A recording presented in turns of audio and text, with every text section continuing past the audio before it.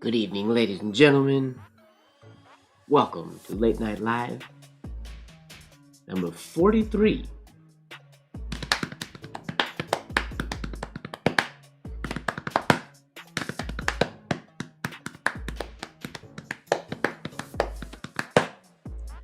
I don't know if the music I hear is at the same time as the music you hear, so that might not be on beat at all, but that's okay. My ink.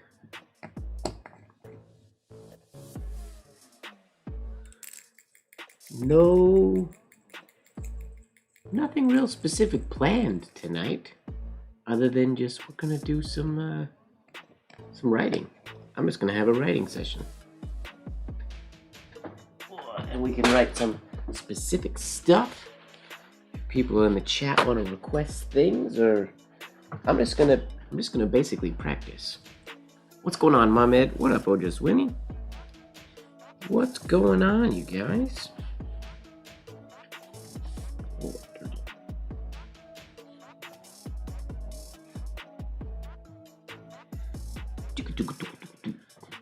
Dope music. Yeah, this is the chill hip hop playlist. This just happens to be. This song is just a little more energetic than I think a lot of the ones in here. What's going on, James? Welcome. I honestly don't know how my arm's gonna work today. I'm a little tired, not tired, just worn out. A buddy of mine was celebrating a birthday today, so I spent pretty much the whole day at the beach. So you know that feeling when you come home from the beach and you're just, that's how I feel right about now. So I need some of this little more energetic music to keep things going. Oh, not my birthday, my buddy Eric's birthday. But he says thank you if he heard you say that. What up, Judy? What's going on, Marilyn?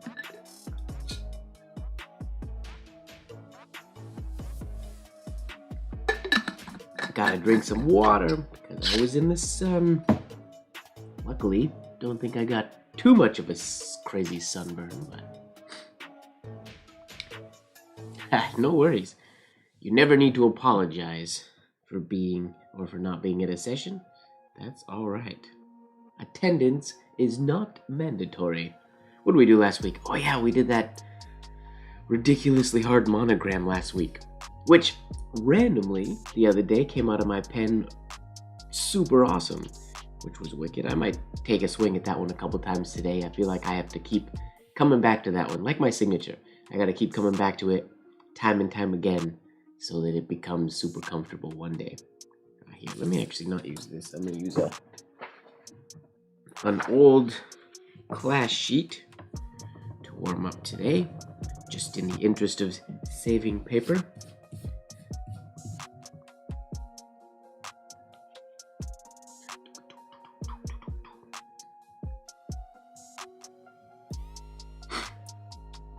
Ooh, I might have to mix more ink.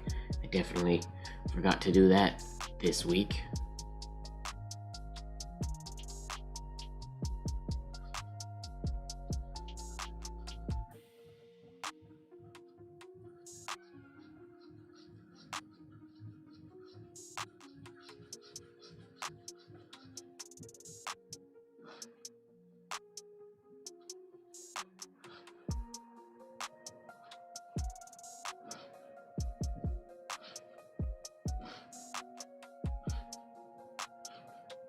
All right.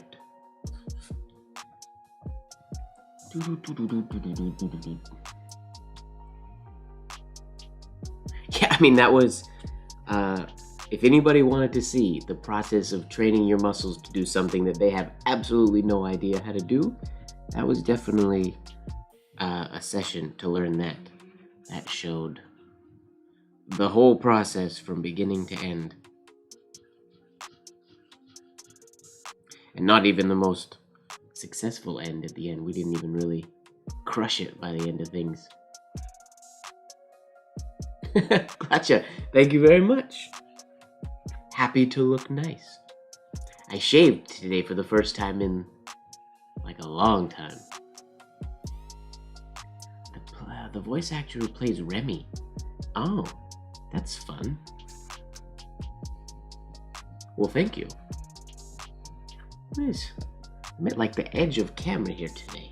My face cam is in a different place than usual. See if I can move this. Or maybe I can't. It might just be stuck there. Cut off the pylon a little bit. Why am I so far that way today? Maybe I'm sitting farther that way.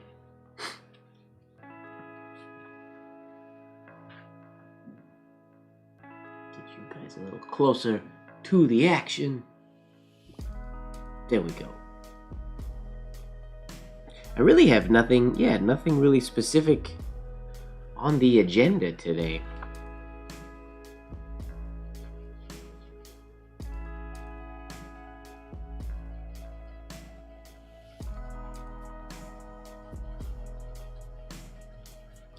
Aside from just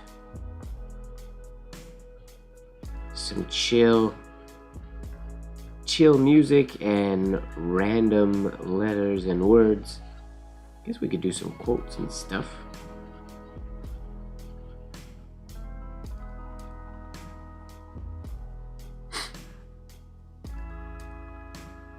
All right, on Giancarlo. Thanks for joining the Discord. There's a whole lot of information in there. You can scroll back quite a ways.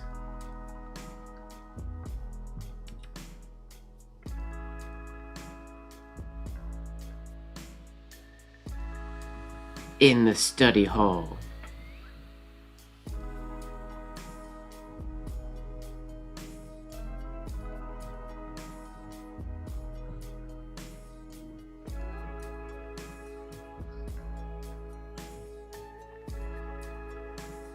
I thought about doing business penmanship for today's live, but opted out of it. Maybe one of these weeks. I haven't been training a lot of business penmanship, but I've been wanting to train business penmanship lately. I think the past few weeks. I think that's why I ended up scanning the Zehner method, or the Zehner arm movement method of writing. Which, if anybody's interested in that, you can find the link in the BP Resources channel on the Discord. I got mine printed just the other day. Ta-da! In coil from Staples. And I modified the, I printed it two pages per. So it's all ready to go for business penmanship practice. I gotta slowly make my way through, beginning to end. I have the original book, but it's more fun to study from, I enjoy studying from the printed one, just so I don't spill ink or ruin the original one. Even though it's not super rare, they pop up on Instagram pretty often. What up, Lori? Welcome. Thanks, Tony. Conference is gonna be fun. I'm looking forward to it. Hoping that nothing gets crazy in the world of COVID to get in the way of everything.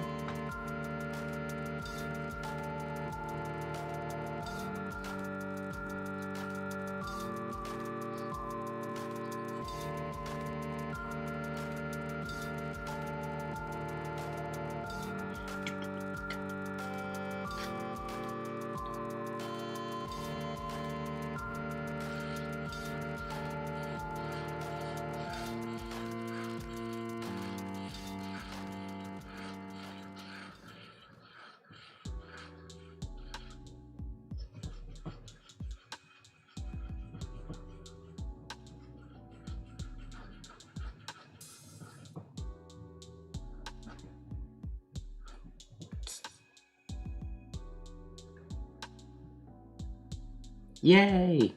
Thanks for signing up for class, you guys. the art of movement writing. I'm debating, the deadline's coming close, but I'm debating redoing my handouts for that class again. I keep redoing my handouts for all my classes because they're done and they've been done for a long time, but you always look at stuff like that and think, I could do that better. I could make that better. And it's never ending.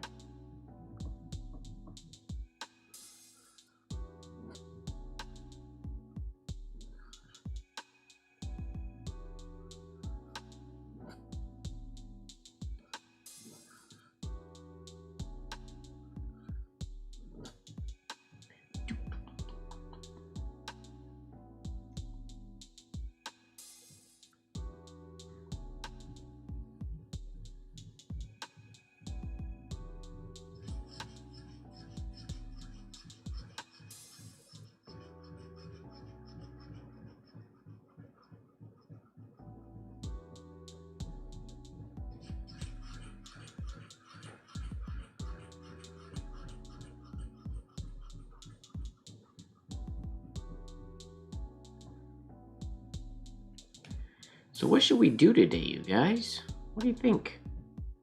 Should we just practice randomly and listen to chill music? Or should we do something specific? What do you think?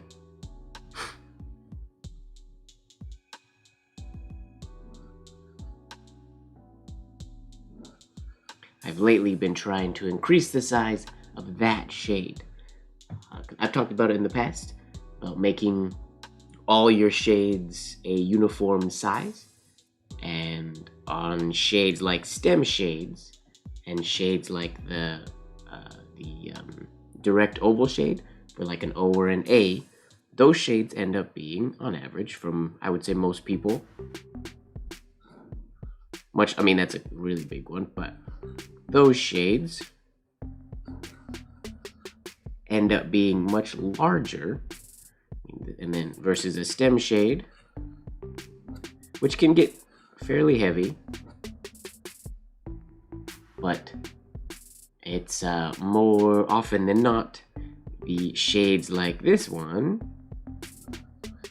don't reach the same size because the movement required in them makes it a little bit, and the tempo can make it a little more challenging to get that much ink onto the page. So if you could see, like this one versus this one, they don't match. So the answer to that is to lower the size or reduce the size of the shades I do on the A, which is easy to do. That's what that would make the whole letter easier to accomplish, but it's not quite as fun. So I want to train myself to be able to do this stem shade with continuing into a horizontal oval larger. Oh, we could do some famous scientists. I like that idea.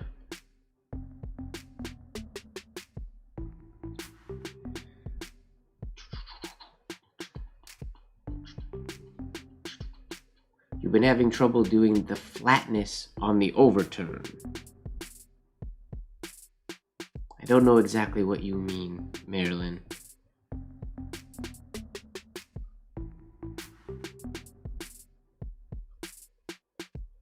Because that's the overturn or if we're doing like a stem like that, that's our overturn, but that way we usually would refer to this as a reversed oval shade or stem shade.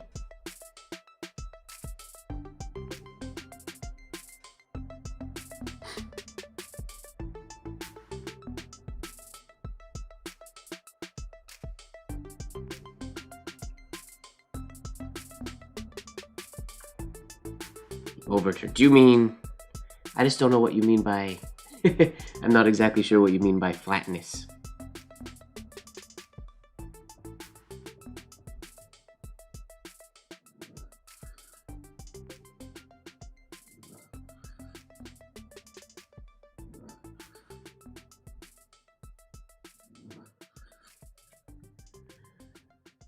I have been trying to slow down a little bit lately, which if you've ever been here when we've talked about speed,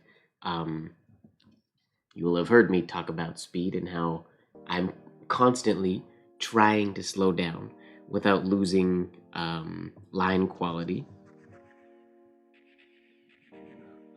I don't like changing tempo during the writing very often. I do change a little bit, but I try not to as much as I can. I try to keep going fluid through an entire form or entire stroke. And that stroke can be done really quick, or it can be done relatively slowly, and slow and still in the realm of movement writing. And I've been training to slow down my my average tempo when doing movement writing, trying to find that perfect relaxing my muscles to the point where I can still write relatively slowly, but keep a nice flow to my writing.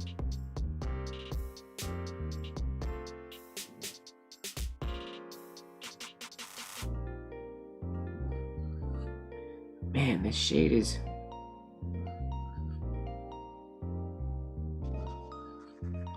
It's a tough one to get.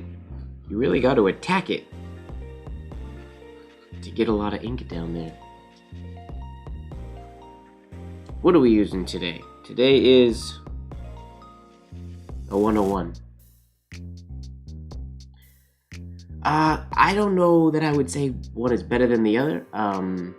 Giancarlo, I would get, right currently, between the 303 and the Leonard Principle, I would go for the Leonard Principle myself. I don't know exactly what the current run of 303s is like, but I think the flexibility and whatnot of the Leonard Principle for the size of writing that most people are doing is, I think the Leonard Principle is going to do a better job for you. But I can't say that for certain because some people like or prefer the 303. But I personally, in your situation, would go for the Leonard Principle. Between those two,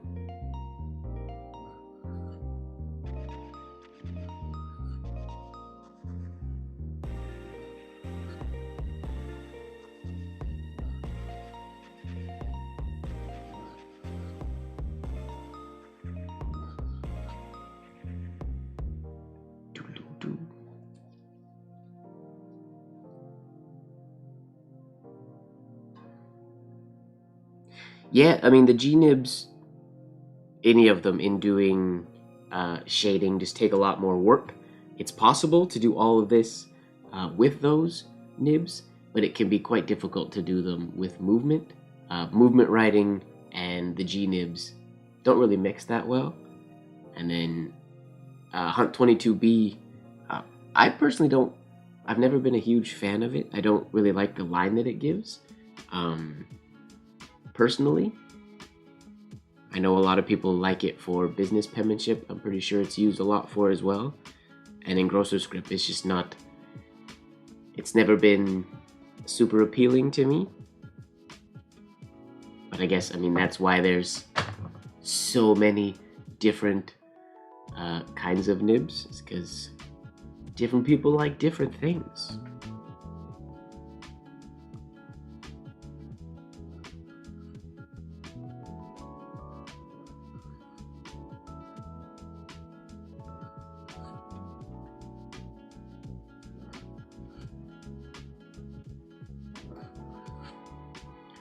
Okay, yeah, like that shade. It's not getting any bigger. I have to attack.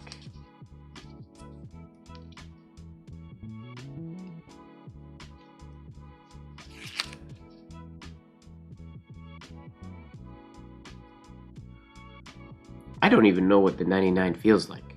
I'm certain I've used one at some point, but I don't honestly remember what they're like.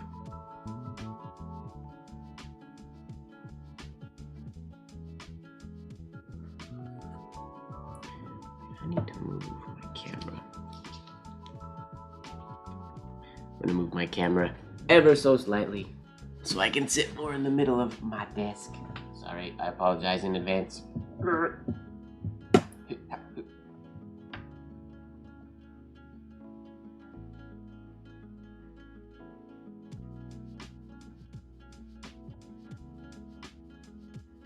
That should be better. Maybe, maybe not. We'll find out. Tighten.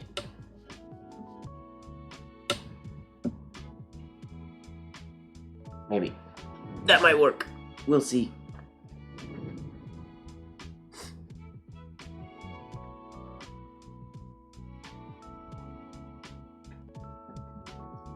I don't know any of those nibs. It's been a lot of years since I was adventurous with nib testing and nib using. I'm pretty much a boring old man now who just uses the nibs that I know I like. I don't venture from them very often.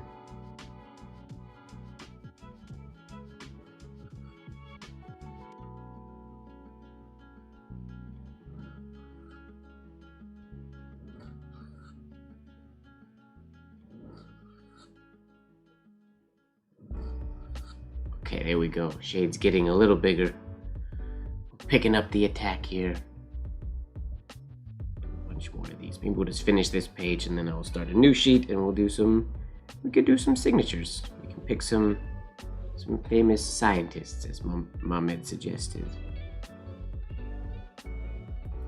Whoa, that wasn't a very big shade.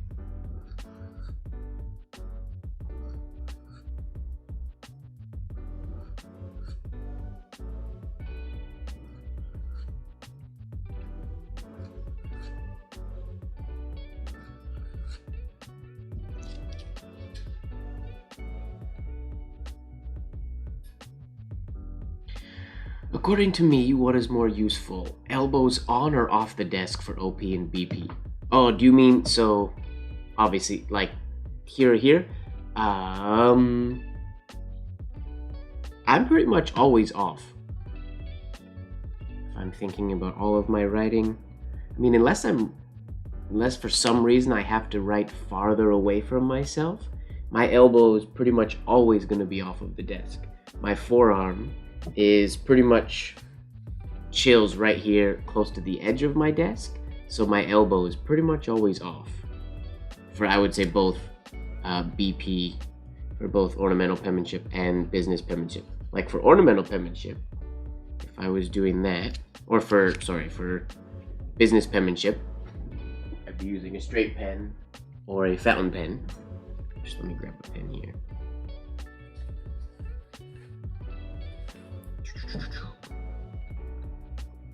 This guy. My vanishing point. This was my prototype leather wrap. I made the first official proper one the other day and sent it to my good friend Eric Orozco as a birthday gift for him. But this was the prototype, so I figured I'd put my pens in it. So for business penmanship, for me, and again, I don't do a ton of business penmanship, but yeah, it's the same thing. My forearm is pretty much chilling the exact same way, so my elbow is off the desk. FB Courtney recommended on. See, and I'm confused about that, because being here or being here adds no more stability. Like that, body-wise, and just like the way our bodies work and the way gravity works and muscles, that doesn't increase the my stability. All really that does, either I have to bend my elbow more, which I can do, or I have to write farther away from myself, which makes it, because of the angle of business penmanship, makes it rather difficult to see what I'm writing sometimes. If I'm writing way over here, quite far away from myself, I can't see my writing quite as good. a lot of that, yeah, it does depend on desk and whatnot. But, and I mean, I can't say that FB Courtney was wrong, but I'd have to read the context of where he said that, because to me, that doesn't increase any stability. Because if whether I'm up here or back here, because of how my arm is built, my elbow's not on the desk anyways. So my elbow's floating anyways. So it's either floating here or it's floating off of the desk. The same amount of skin is on my desk. So I would have to explore that a little bit more. Because yeah, like I said, like this is where I would normally be. This would be my natural writing position if I was doing business penmanship. And I mean, my elbow is not off the desk a little bit, or like it's not off the desk a lot. I can't really show with the camera. It's like just off the desk. If I were to be like doing a reach stroke, like the top of my movement, I guess technically puts my elbow over top of the edge of the desk, so it would be on the desk, but it's just floating. Like the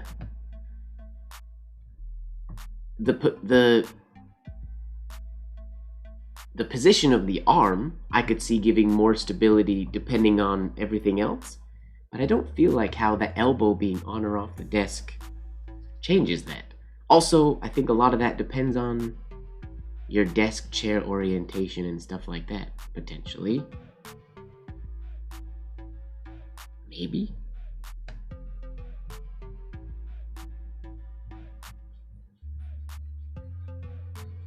Yeah, like for me, to get my elbow on, I would have to be writing way up here. And then, like I said, it's now difficult for me to lean in without hitting the desk to see what it is I'm writing. I mean, I could hunch over like this, but obviously we know that's no good because that ruins the movement. But a lot would have to do with chair desk orientation and height. I'm not at a fixed type of thing. My chair changes all the time, but I still think most of the time, and I could be doing it wrong, or there might be a way that, not wrong, but I could be doing it potentially a more stable way. I just don't see how writing with my elbow over the desk, like here, adds to the stability. That doesn't make sense to me. I'm not saying it's not true and it doesn't make sense to other people, but that doesn't make sense to me.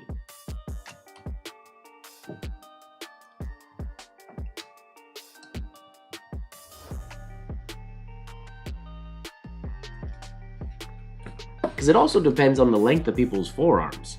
Like a tall individual versus a shorter individual, where our forearms are different lengths. So our bodies require different sort of adaptations. I think that's where we have to be careful with a lot of the lessons that are in the business educators and the penman's journals and things like that, and like the American Penman, because they're taught from the point of view of a teacher, but the concrete way that is said to do it is not necessarily going to work for everybody. It's found to be what is the best way for most people, which makes sense. I personally just don't think I've ever read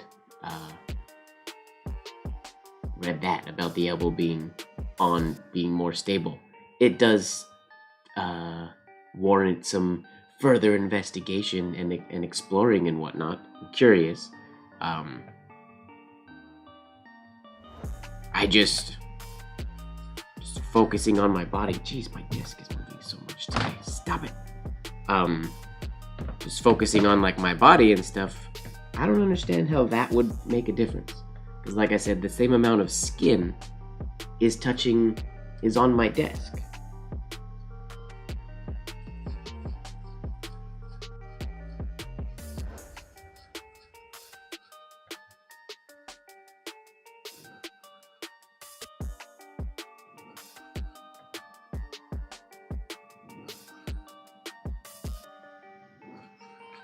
but I know there are techniques that are recommended in the books that I have tried and I'm not a big fan of. Like for example, the pivoting pinky technique. I've tried to give it thought, but it feels weird, and so I'm likely never going to actually adapt it to my writing because it just doesn't feel right. It doesn't feel good.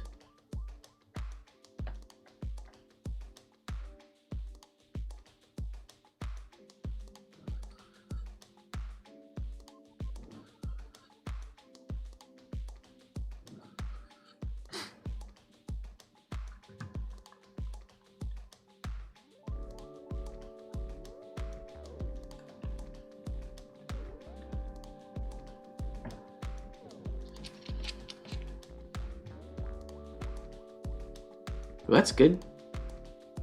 If it makes a difference, then you should most definitely, do what works best for you. James, the pivoting pinky technique, a lot of people use it. It's mentioned a few places in the old books. I think primarily the first time I read it was in C.P. Zahner's Lessons in Ornamental Penmanship. And if you think of like how we use our forearm muscle as the stretchy muscle when we're doing our ovals and whatnot, in the lowercase letters, penman would take the little finger or the pinky and it would rest on this edge, and then instead of it always sliding on the page, it would basically stick and it would like stretch, similar to how we do our forearm in forearm writing.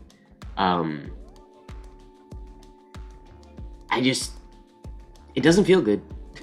My pinky, like, there's not enough weight on my pinky to hold it in place, so it doesn't work for me.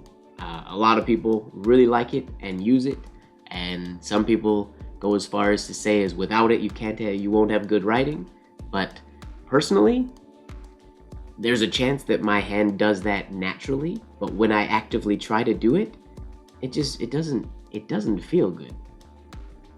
It doesn't feel like a natural type of thing, so I personally don't do it. But that doesn't mean that it's not a good thing to do, because it's stated a lot of places that it is a good thing to do. And maybe one day it'll feel good for me, but I'm not a fan.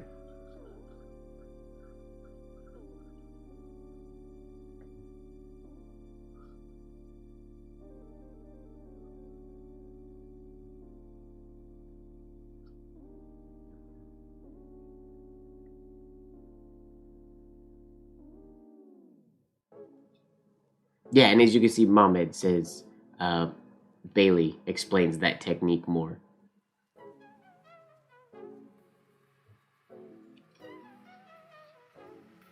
JJ Bailey.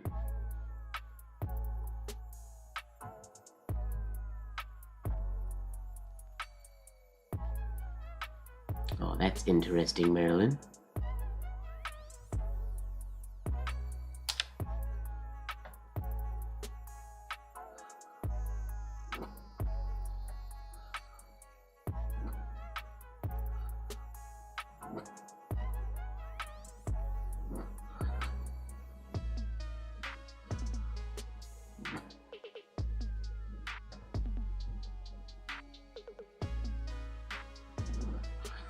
Whoops.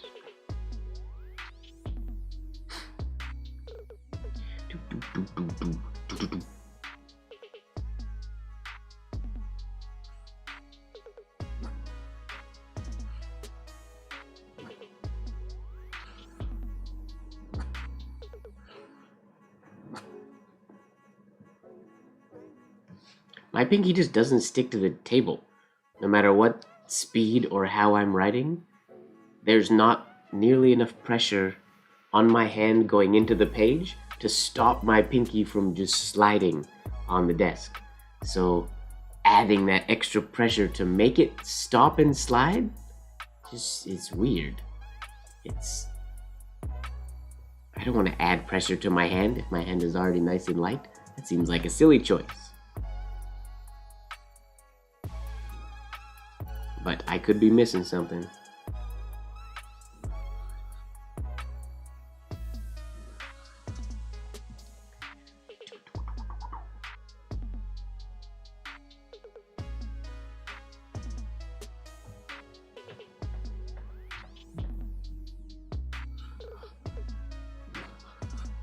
Well, it's a really nice G if it was on the baseline.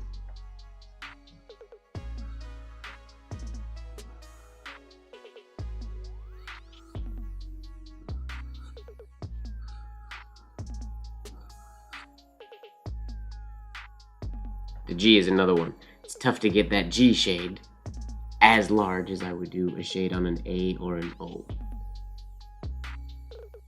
So I gotta work on that. Most of the time it just means I have to make the A or the O shade a lot smaller or shorter. Usually those shades end up being too long. Not quite snappy enough.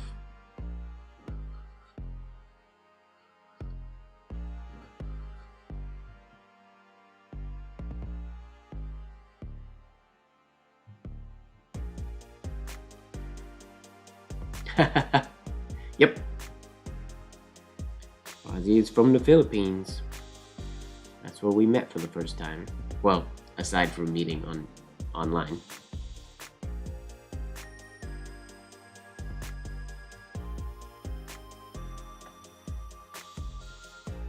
Yeah, Marilyn, it's a technique that a lot of penmen used because it's mentioned multiple places under sort of different explanations and different names and stuff.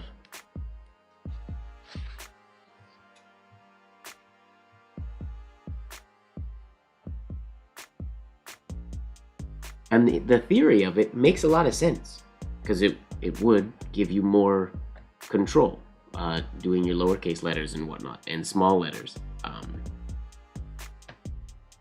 I have a feeling that on a very small level, my hand is doing that without thinking about it sometimes, maybe, but also maybe not. I'm not sure.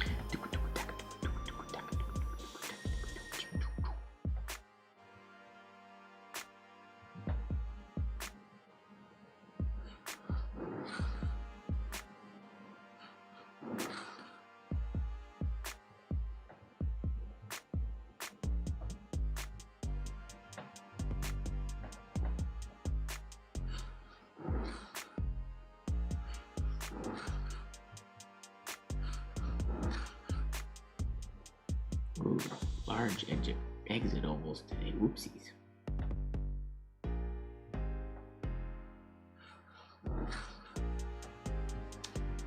Gotta shorten up those shades.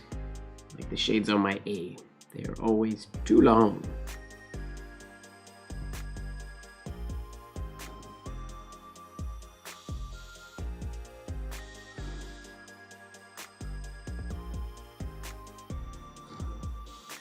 Oops, messed up the ending there.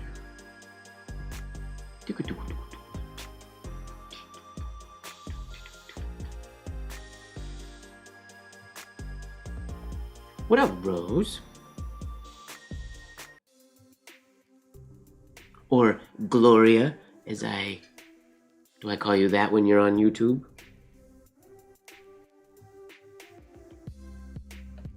I saw your question in the Spencerian group.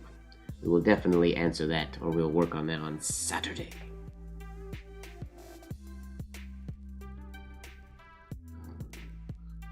Too slow.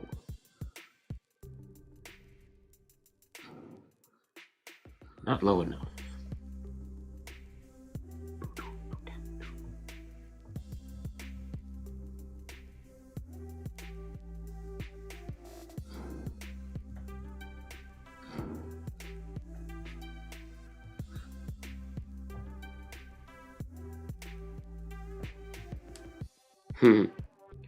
Should be a good session. I'm looking forward to doing the review with everybody.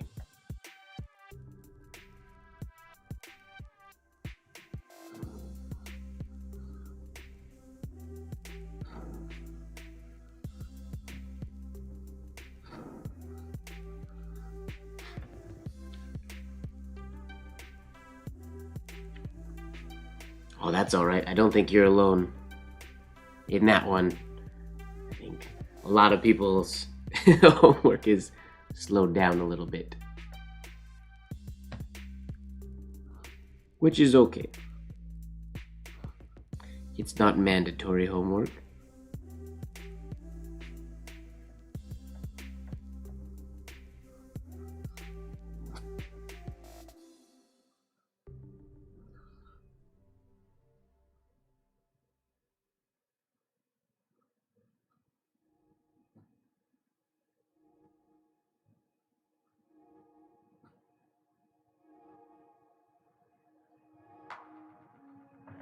Is that even how you spell mandatory? It might not be. I don't think it is, but now I need to double check. One of these days I'll learn how to spell.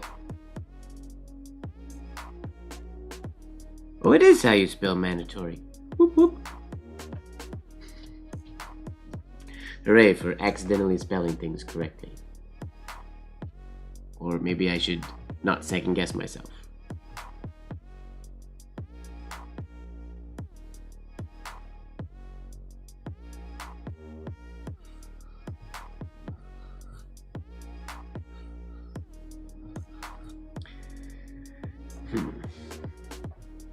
That S stroke needs some work. It's funny, this movement, just like that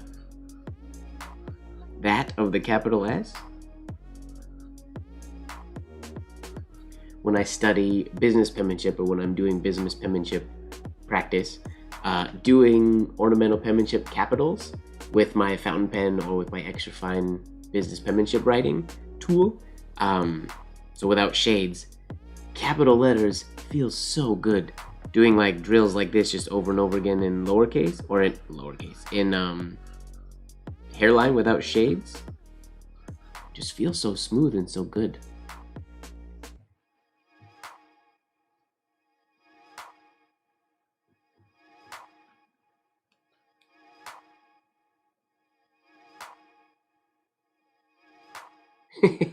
Yeah, I gave up on caring if my spelling was right or wrong.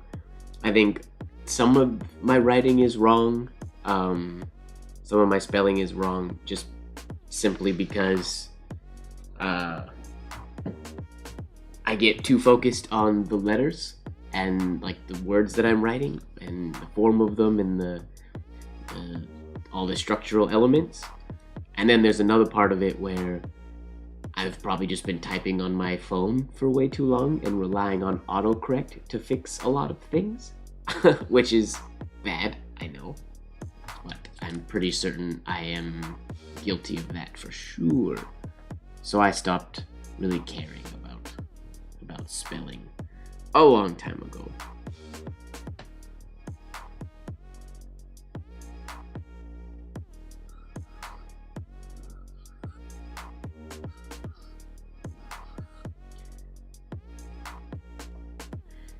The issue in my head that I don't like about how easy monoline writing feels and how smooth it is, it shouldn't be any different, really. And this is just my theory in my own head, but every time I create a shade, there's not that much extra effort or things required that need to mess up other things, which is why I'm trying to think of the terms that I usually use. I'll say like stress out or freak out. And that's when you're doing something smooth and then you make that shade and it's like it's something up here is making you do more than you have to, and things stress out and it changes more things than just adding that shade. And that shade getting added is such a simple thing, that it doesn't need to ruin the flow of everything, but oftentimes it does. And I'm pretty certain that's just from freaking out, from giving too much focus to it.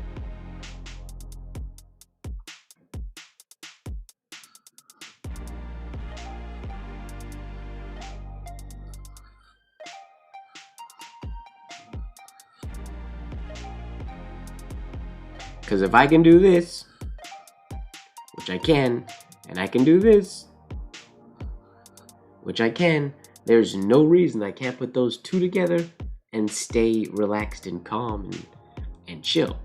But easier said than done. Something else comes into play and makes it harder than it actually is. Or it could just be really hard, but I don't think it is. I think it's mental.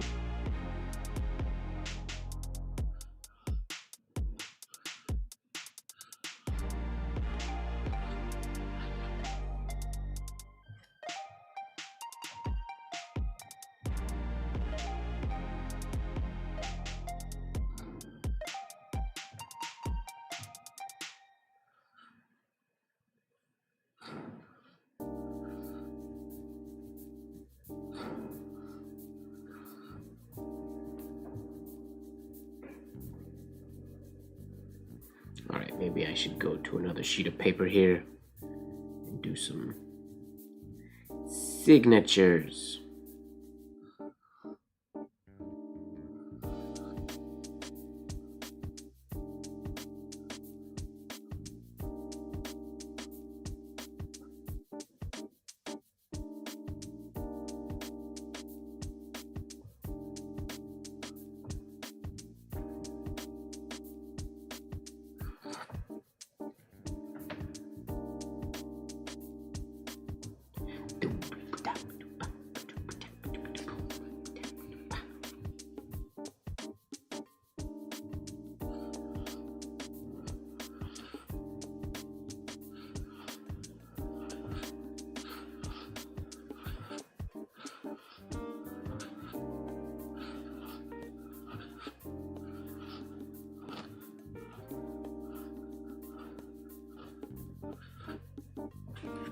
All right.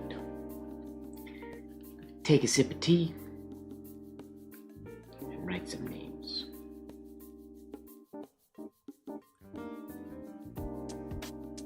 My left hand hurts today. Why on earth does my left hand hurt? What was I doing today or yesterday with my left hand? I was carrying a beach chair that was kind of heavy-ish. That can't be it. I carried my remote control car all the way home. I broke my remote control car today. I don't know that it's ruined. One of my favorite remote control truck, I took it to the beach to mess around in the sand, and I accidentally drove it in the ocean. At one point, I got a little out of control, and I slammed it in the ocean, and it died. It's drying now, and I'm assuming it'll start working again. I might have fried something, but I'm hoping it was just like a safety auto shut-off. We'll see.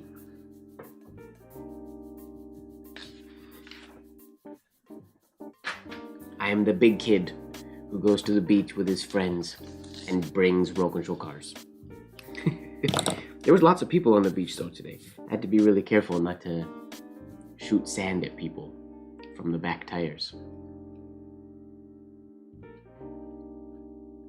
It's quite large.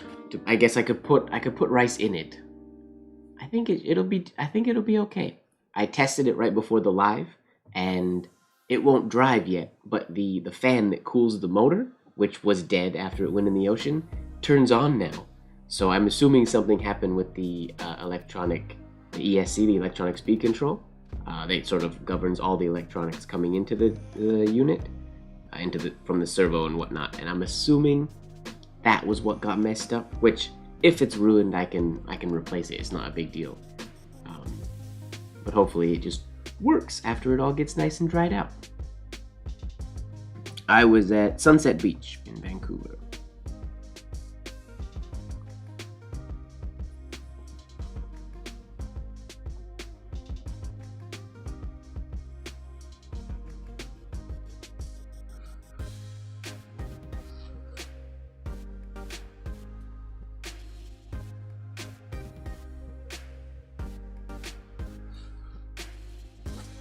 Oh, whoops.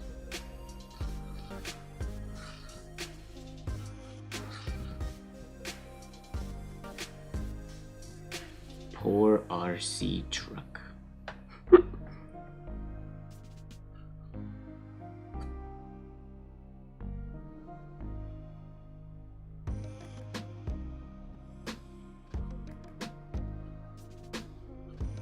And a lot of people on the beach saw me do it too.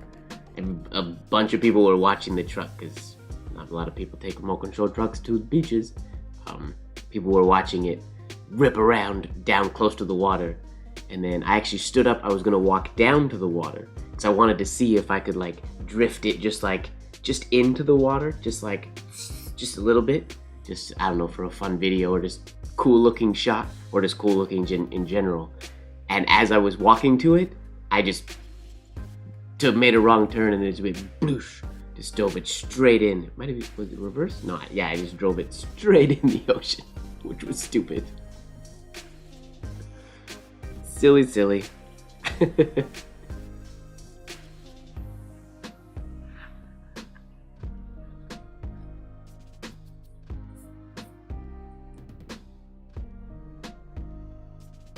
Alright, I don't know if Mohammed's even still here.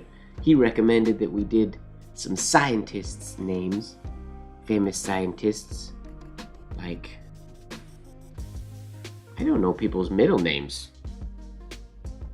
What's Einstein's middle name? Does anybody know? Let's go. Famous scientists.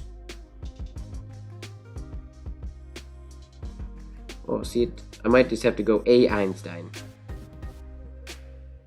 On this list, they don't give their middle names. Okay, no middle names it is. A. Einstein.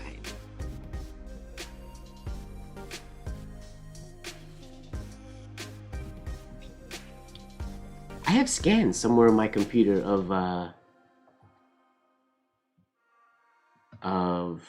have on Albert Einstein's notes from the theory of relativity.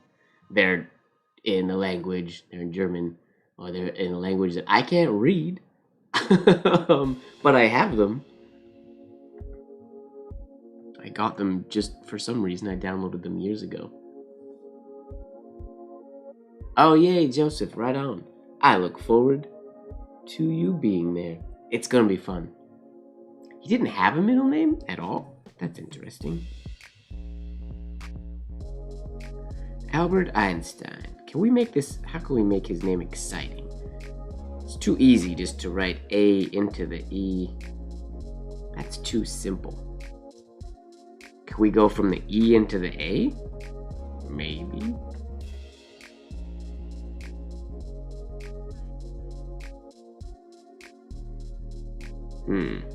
That might make the A look a little weird. We're gonna try it.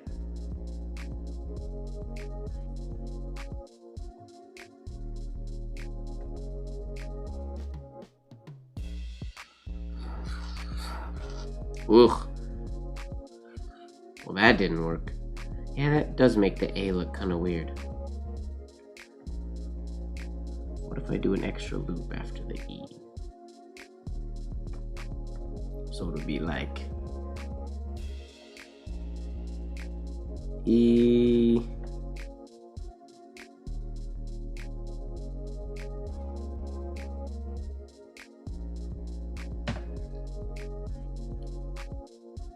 Like that? Maybe this has to go lower. So we can fit his name in there. Maybe.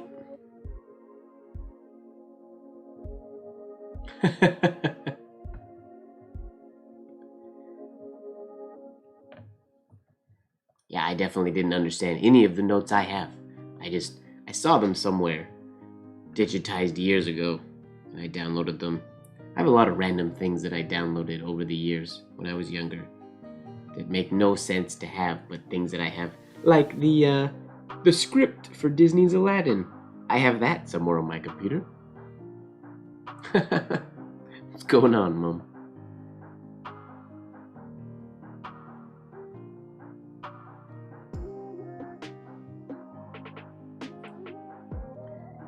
So if you're traveling at the speed of light and you turn on your headlights, what happens? I have no idea.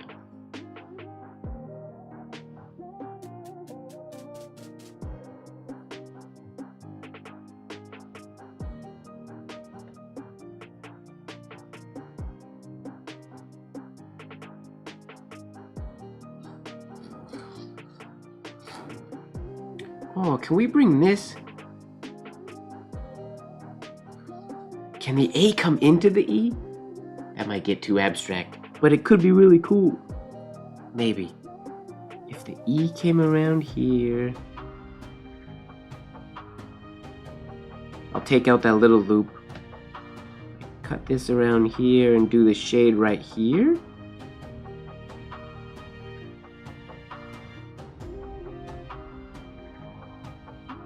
Does that work or does that look horrible? There'd be a shade here, and a shade here, and I'd probably put a dagger up there.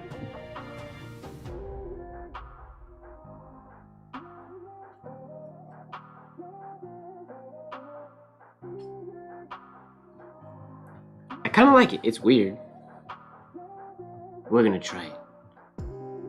It's more exciting than just writing the other one.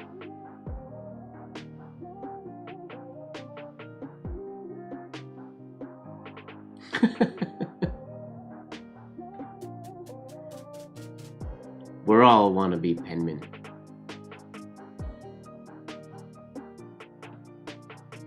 All right.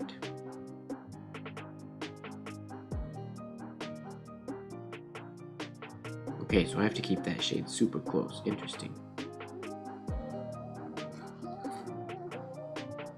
That doesn't look like an A.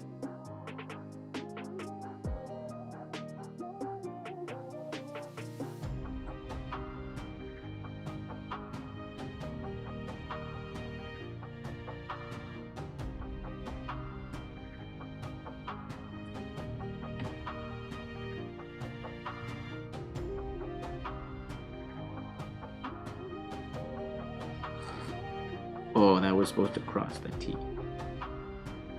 I think that looks cool.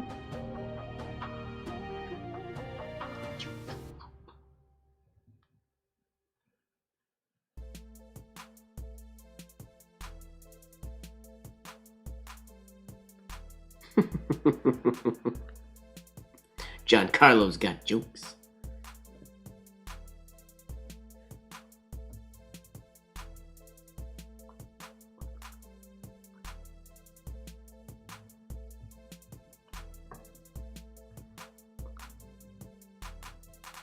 All right, I'm gonna try that one more time.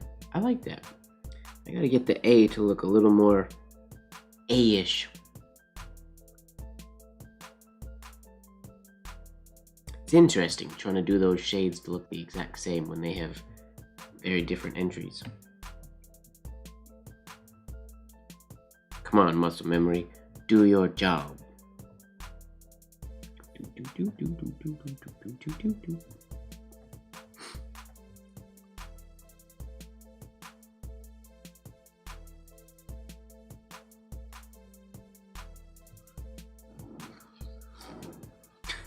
Bummer.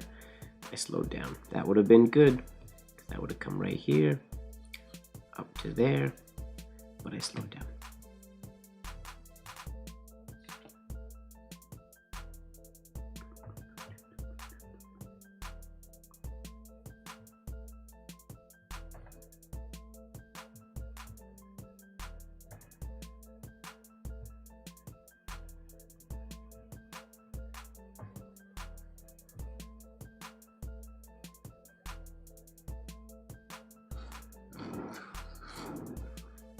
Oh, so round on the bottom. Shoot. Don't let yourself get nervous. Don't let yourself get nervous.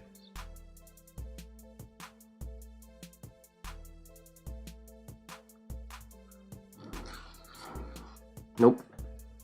Nope, nope, nope.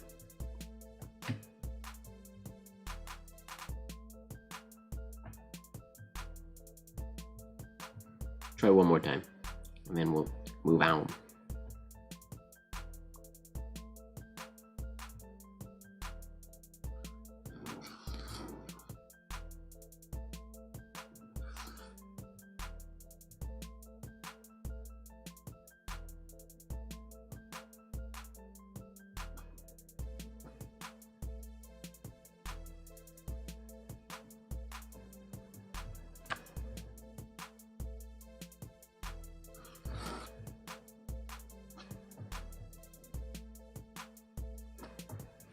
Not too bad. Hello, George.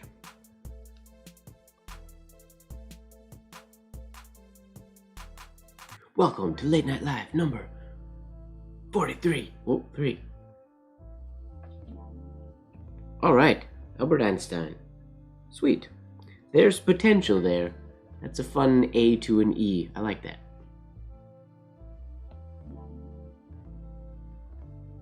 Alright. Now, who's next? Marie Curie. Does she have a middle name? She probably has a middle name, but it's not on this page that I'm looking at.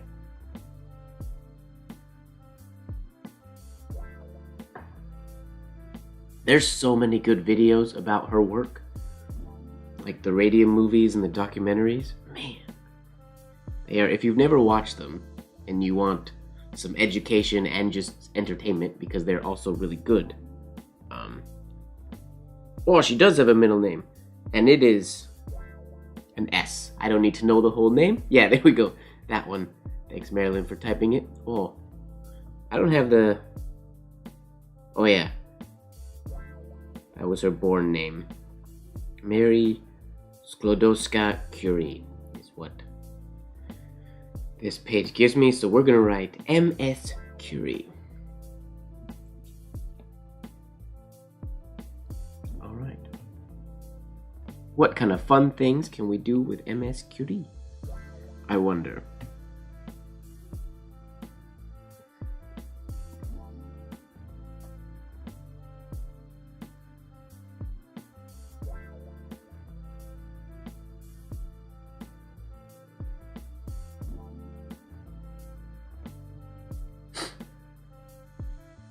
Of course. I love the Big Bang Theory.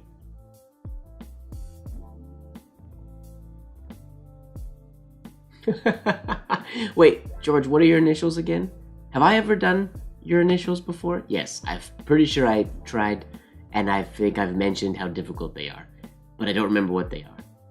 Or I haven't done any of that, and I'm making that up, but I feel like I have. I don't have any memory of what they were. Alright, MS Curie. Let's see what we can do here. I think I like this, like, starting at the end thing. That's the theme of today's live. We're doing backwards signatures.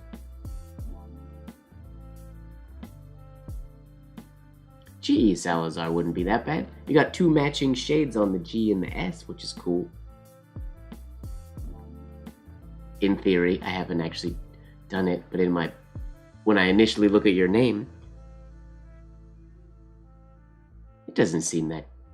I mean, the E to the S is the tough part. But signatures don't always have to be connected. Okay, what if I do Marie Curie? This first attempt obviously won't look good, but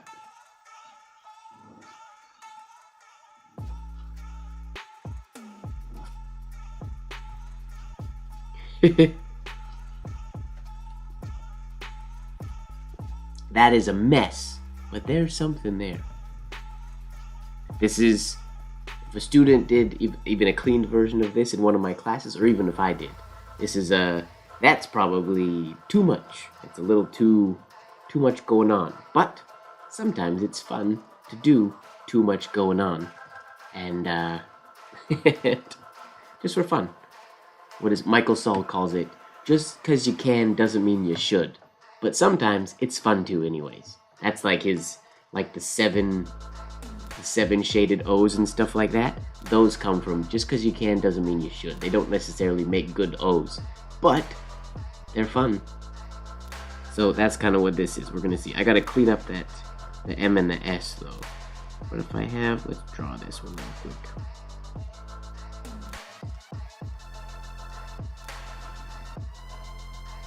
My C, and then this goes through there.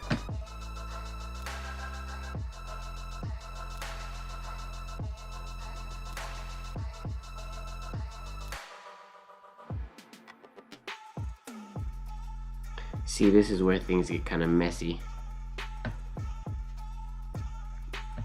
because I have to extend this so far to get into the stem of the M. What else can I do? It would be wicked if I could have a ghost. Wait, let's just keep going with this idea.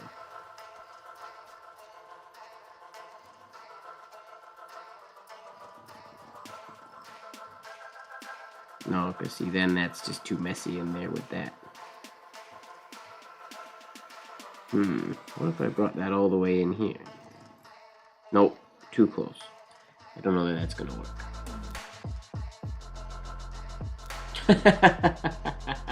7 shaded O. We've done that enough times. Okay, so let's think about this another way.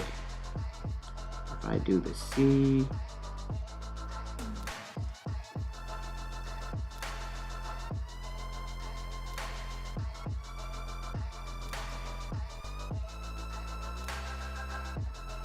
and then if I do an M,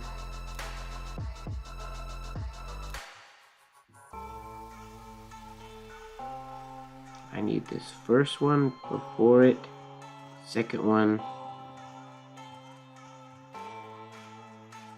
that connected to there, that would be cool.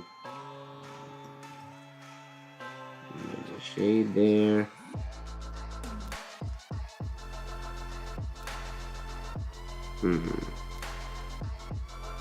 Oh, that's too many lines. Honestly, M's make so many things more difficult than they have to be. So many things.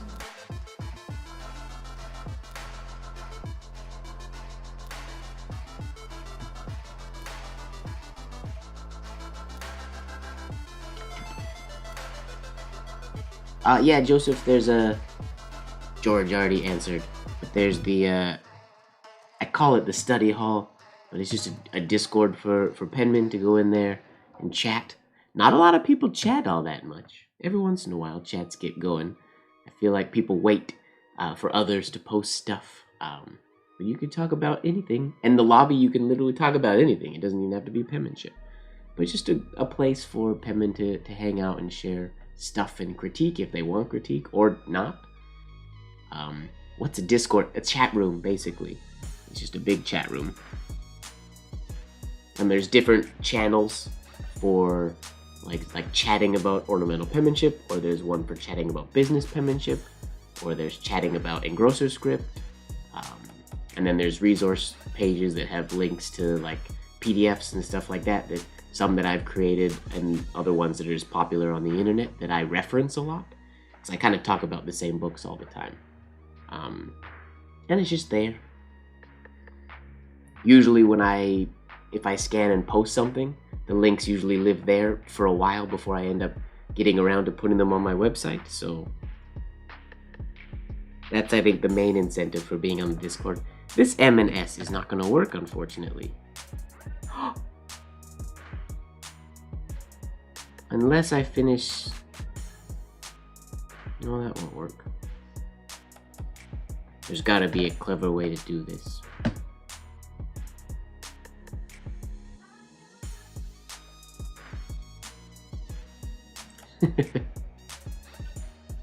Yeah, my mom has an Instagram. She posts her tangles.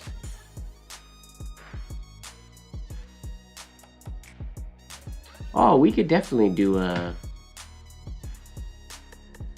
Discord. I mean, I could make a Discord audio room as well so people can go in and talk. I don't really know anything about Clubhouse. I know a lot of people are on Clubhouse. I'm trying to not have any more social media platforms at the moment because for those of you who follow my Instagram, you will know I'm not very good at even keeping my Instagram active all the time. So, I don't have Clubhouse. But I see a lot of people on it these days or talking about it. Doing group chats and stuff on it.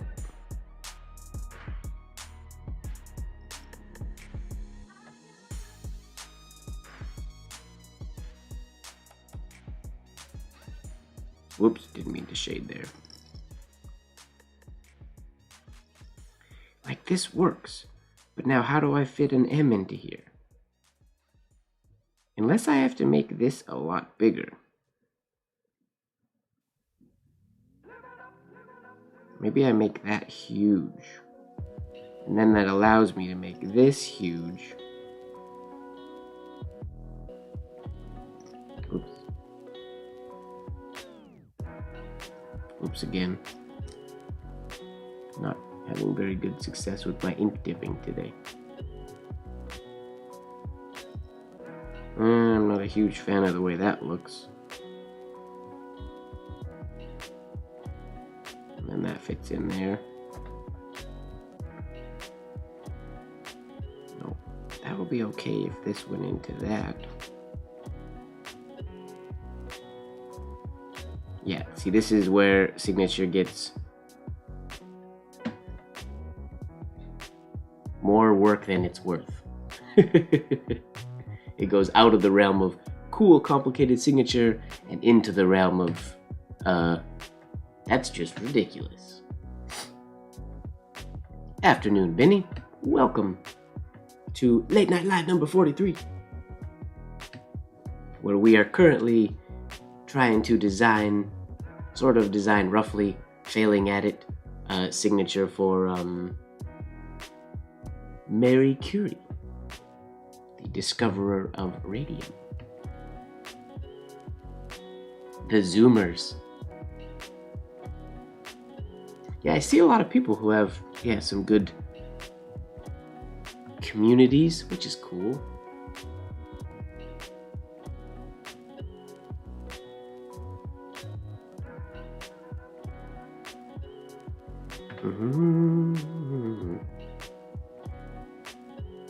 Okay.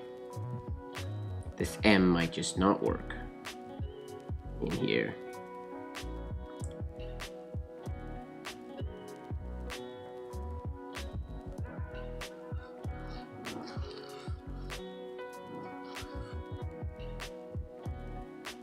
The S and the C looks really cool together. If somebody's initials were SC, I would be super stoked on just that on its own. Where am I based out of, Joseph? I am based out of Vancouver, Canada, currently. I was California-based for the past, for about 12 years. But for the past 2 years now, it doesn't feel like 2 years, because I moved here and then COVID happened. But I guess it's been 2 years-ish. I've been based in Vancouver, Canada. This song is kind of funky.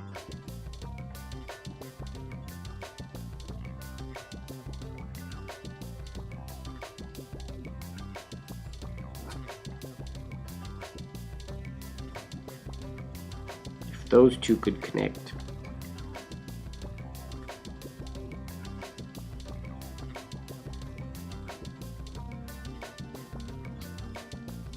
Marie Curie.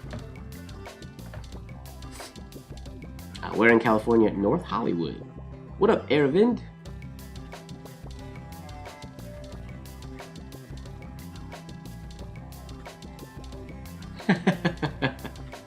We'll see, George, how the late nights will go, how the social distancing will have to happen.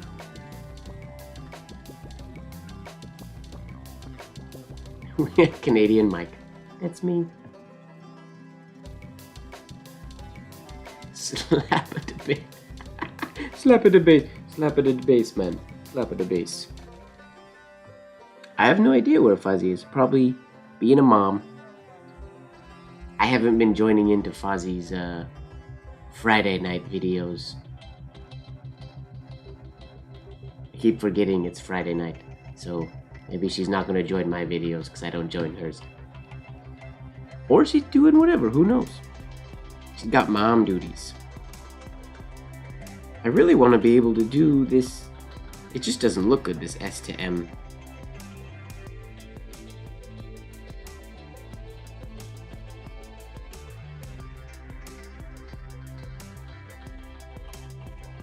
What if I try something else here?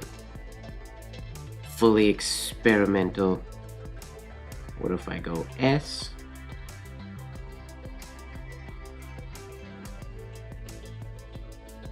M, and M to C. Whoa. Did that work?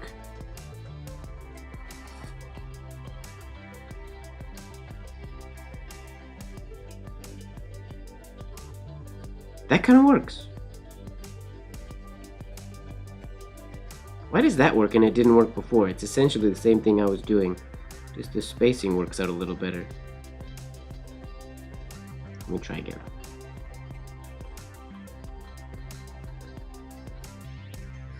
Next year, likely next year will be even more back to normal than this year. So hopefully that'll be the year that IAMPITH can all feel a little more normal. IAMPITH 2022. Alright, I think that's the way this one has to get done.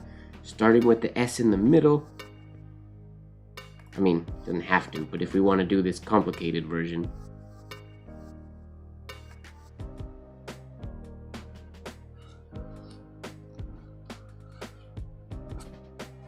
S into the M.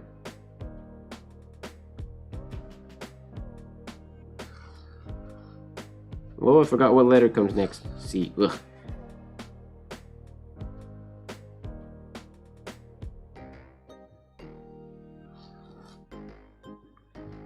We're gonna just leave that at that, because that design totally works. Obviously, you need some tweaking to get everything to mesh right, but that looks pretty cool.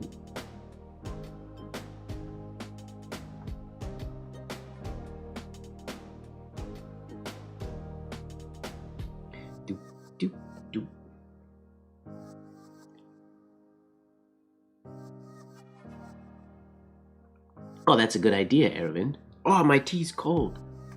I didn't feel like I've been going long enough for my tea to get cold already.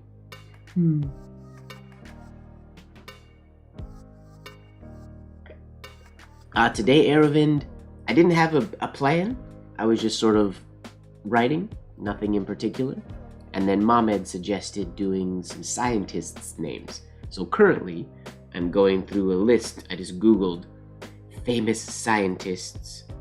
And I'm going through, like next I'm going to do Isaac Newton, who, by the looks of it, they don't give me a middle name for him either. So we'll just do regular I Newton. Oh, I backwards letter. We'll see how that goes. Yeah, just doing, creating some signatures. And then I'm trying to do them a little more creative than normal. Like we started with Albert Einstein. But instead of starting with just doing an A and an E, like I would normally do a standard Albert Einstein signature, I'm trying to think of more unusual ways to do them that make them a little more interesting than normal.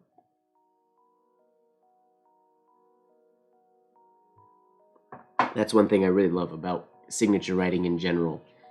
It's like all the old penmen, like Mataraz, had so many ways of writing his own name, and so many penmen had so many ways of writing their names and other people's names. You could give them... There's a couple in the scrapbooks where one penman would just take a name and just write it like a page worth of different ways, which is pretty fascinating. I've been meaning to try to do that on my own, just to try to stretch my own skills. Is your name on the list? Not yet, unless your name is Sir Isaac Newton. Alright, I Newton. How do we get into an I from an N to do it backwards? How do I connect these two? The I is a backwards letter.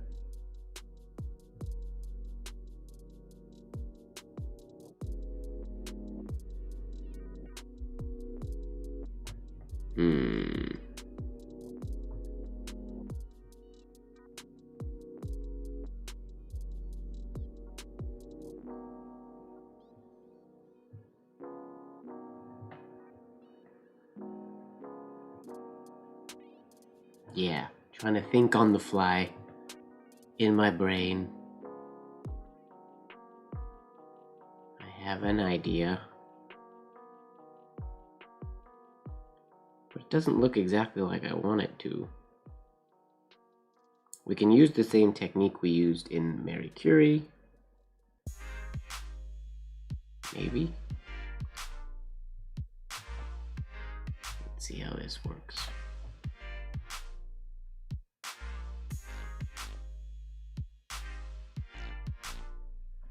All right. If I start with the second stroke of the N, which this very well might not work at all. But if I start from here, oh, why'd I do that so, whoops.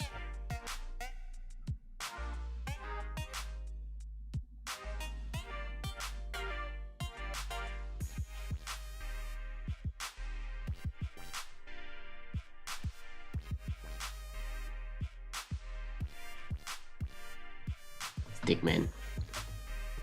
Getting mad at me. I'm gonna get a new sheet of paper and try that again.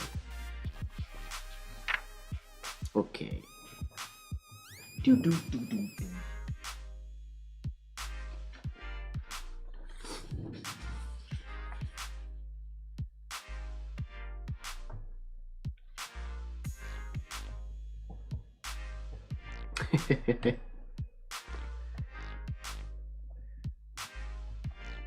I think most people have a somewhat love-hate relationship with the I. Emphasis, most people probably leaning to the hate side.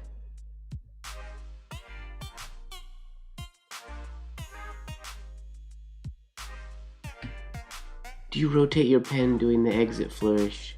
You can. You don't have to. For the way it's done in like in Curie, the way I do just that downstroke and around. If your pen's already at your 52-degree slant line, you can do without, whoops, I put the shade too late, but you can do that stroke without rotation relatively easy, because the nib is still, the compound curve is bringing it down and towards you. You can, if you want, rotate your nib slightly this way to turn it, if you just roll it in your fingers a little bit, it turns it so that it's going that direction, and your movement doesn't have to change to just open the tine sideways, but you don't have to. If you were doing the one underneath, the opposite, which I personally find much more challenging, but if you were doing the one that goes down below, like this for example, if you were going and trying to shade that one, that compound curve goes down to up, so it's basically a push stroke. So you can't, if your nib is this way, it's not going to be able to do that shade without either turning the page or rotating your pen. Most people, I think, would turn their page, but personally I find it way easier just to do the same rotation I talked about. For this one, I don't do it for the first one, but for this one I rotate my pen and my fingers just like this, and then I do that same movement. I just rotate here a little bit, and then I do that same movement, and I can get, whoops, not putting the shade in the right spot, there we go. So this is how, I think Bloser did the large shade on the end of his name most of the time, and I think most people think the page is turned there, and he could have turned the paper. The reason I don't like turning the paper is because my arm is trained to flourish on the horizontal axis. So I do horizontal compound curves, horizontal ovals, and when I turn my paper, it requires my nib or my arm to do that movement at a different angle than I'm used to normally. Now, if I were to train more flourishing, which they turn the page a lot in flourishing, you learn to sort of do those strokes in more different ways. But in flourishing, normally you're turning the paper, so you're always doing, like if this is the stroke you're doing in flourishing, you turn your paper so you're kind of always going as much as you can in the same direction. because then your muscles don't have to be trained to go every direction. So for me, I find it way easier to, rather than turn my paper, just to rotate my pen, and then my arm can do what it normally does. But I could be wrong about how they did that. It's just, for me, that's what I find easier. All right. What were we doing? Right, Isaac Newton. And then I messed up. What was my idea here?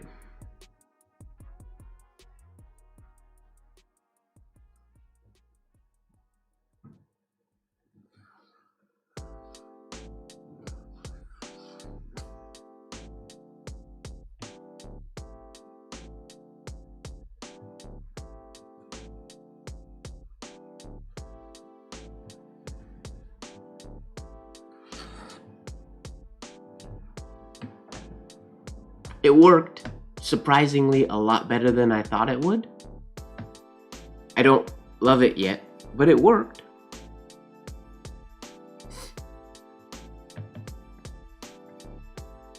Oof.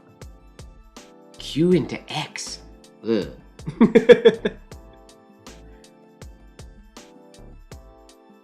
JCNR. Yeah, that sounds challenging as well. Initials can be really hard. The biggest piece of advice, or something I would suggest when you're trying to create a signature that is challenging, or the combination is challenging, I would say don't get married to the idea that all of the letters have to be connected. Some combinations, it's virtually impossible. Like, that's when I design things, that's essentially what I get paid to do, is to create those combinations that flow naturally, but sometimes it just doesn't work well. So you have to design something that looks like it's connected, but it's not. Perfect example was what we did last week. That monogram, it looks all flourished into each other, but none of those letters are connected at all. They're all freestanding. So yeah, I would be very careful. Or not careful, just don't get married to the idea that they all have to connect.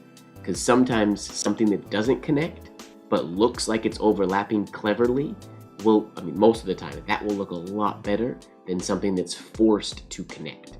Forcing a connection doesn't work. That's why signature creating can take so long, because I have to explore a lot of different ideas. I mean, not specifically what we're doing here today. This is more so play. But you have to explore a lot of ideas to figure out if something can fit naturally, and you have to get clever. But if that cleverness affects the fundamental form, then you have spaghetti over a bad foundation, and that's the worst thing about flourishing, is when it turns into that. So just be careful, and don't force a connection.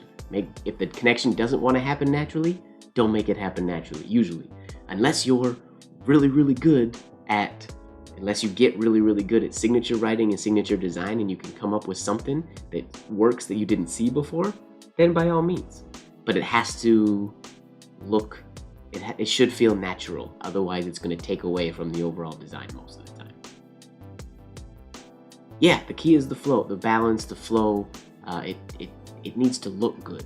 I mean, if you have a fully connected name, but it doesn't flow nicely together, or if there's too many like creative strokes that aren't classically what would be done, and a lot of times some of those strokes can bleed into looking like letters we don't want them to and stuff like that.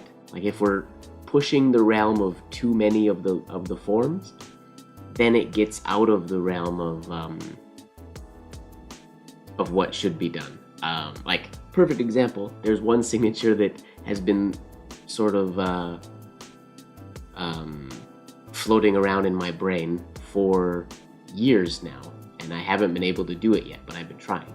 It's not a name, but it's the saying Ancora Imparo, which I can't remember exactly what it means, but it's a famous saying. A lot of people get it as tattoos. and I'm trying to design it as a, not an ambigram, or is it an ambigram? Where you read it, if you look at it this way, it says Ancora, and then when you turn it upside down, it says Imparo. Actually, let me find it. I'll show you. If I can locate it, it's in my binder. I had totally not forgot about it, but because I got a new binder and put all my old signatures in there the other day, I stumbled across it in here, and it reminded me. But where is it is another question. You can see sort of where I'm at with it. It's far from perfect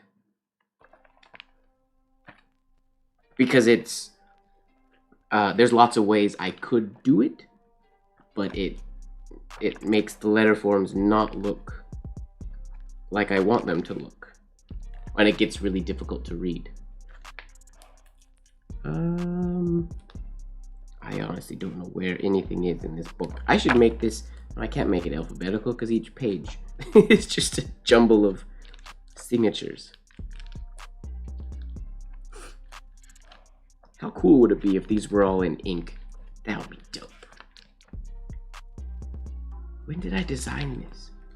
I feel like it was after this.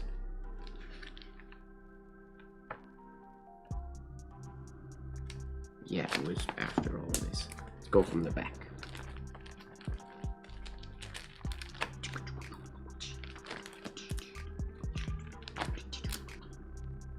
That one's fun. I did this one with a little bird the other day. Here, I'll zoom out here for now, since I'm just flipping through this book, trying to find this signature. Oh, there it is. No, this is so. There's the words. Oh, too bright. There's the words. Ancora Imparo. That was for somebody else. So this is not a fancy version. But the tattoo that I was trying to design, if I can find it, I might not be able to find it, and I might just be wasting time. But I'm certain it's in here somewhere. I saw it the other day.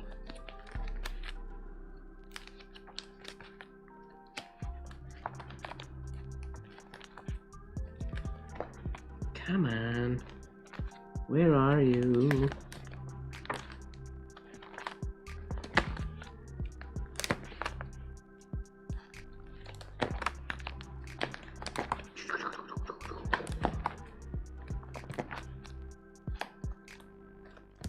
Well, I have no idea.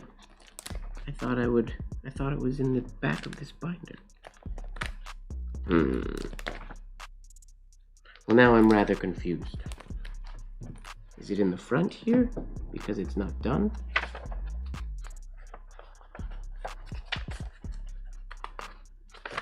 Sorry, wasting time. I know this isn't terribly exciting.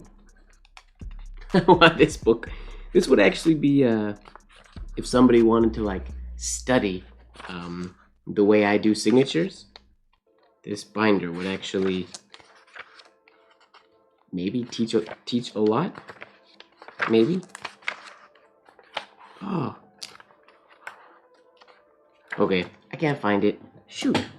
Anyways, it's a good example of a design that I could force, but as I force it, it gets super illegible, it's unreadable, it doesn't look good, so I have to be very careful.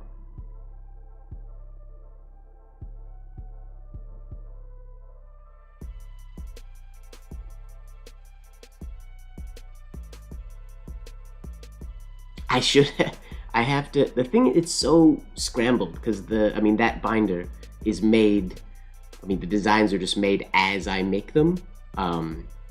So as orders come in for signatures and blotters and stuff, I just grab the sheet of paper that's not finished and I add the next name.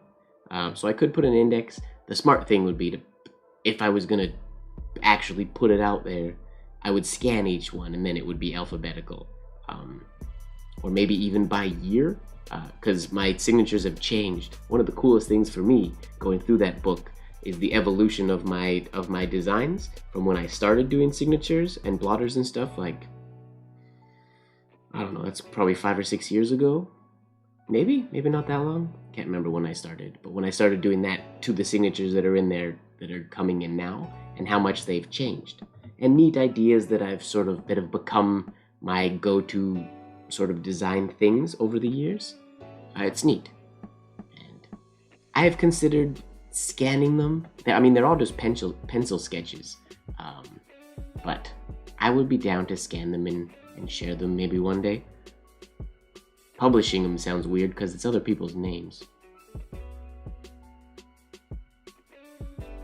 Oh, I don't imagine OCR would be able to recognize most of that stuff. The lowercase letters probably, but I don't think it would recognize all the capitals because there's just so much going on with a lot of them. I definitely, Aravind, will not be giving away, that book. I won't give it away because that's as far as calligraphy work, as you guys know, I don't do a lot of pieces. I want to start doing more pieces and things like that, but that's basically it's all of the calligraphy work that I do. That's what people pay me for, is what's in that binder, which is cool. All right, let's refine Newton here. I like what we have going on. I like the idea. But how can we change? I might have to... I gotta get more loop. I gotta get higher on the loop of the eye.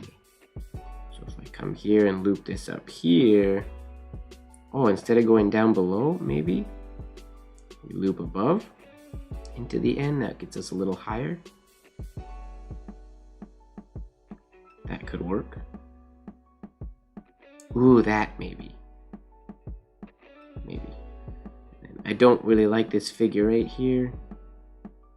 I like the idea of it. Maybe this just stays under, which I don't usually do, but that might look better. It looks like Mewtwo. Maybe a little bit. Alright, I will lock the focus again so that it doesn't go all wonky. Focusing on my hand.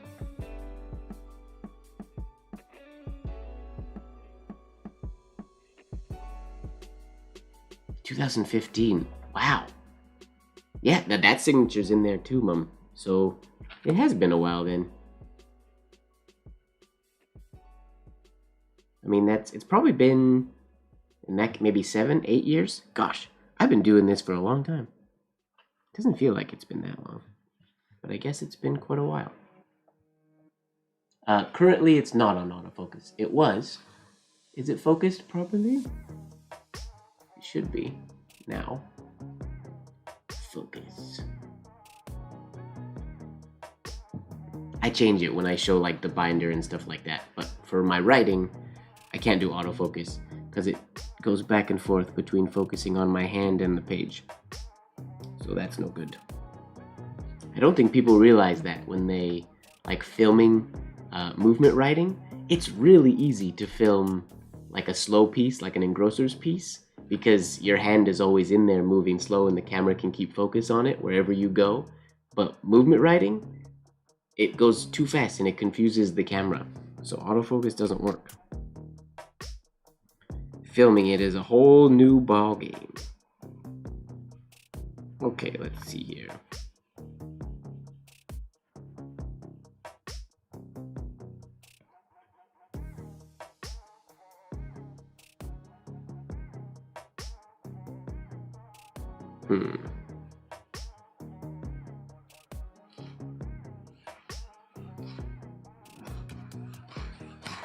Nope, forgot what I was doing. That wasn't supposed to be so spirally. How does that look with Newton though? Maybe that's better having this down below.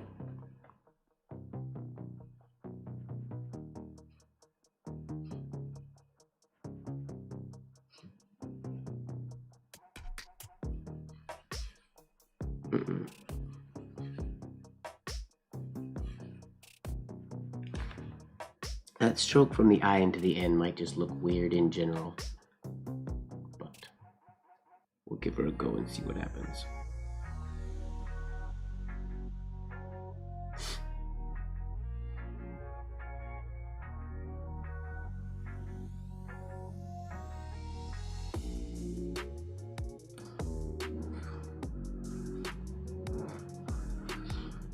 No, because that has to get...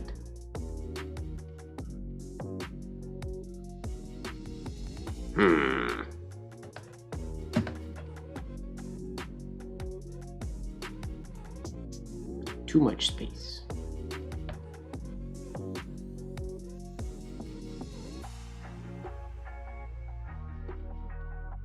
Yeah, my hand will always be blurry when it's focused on the page.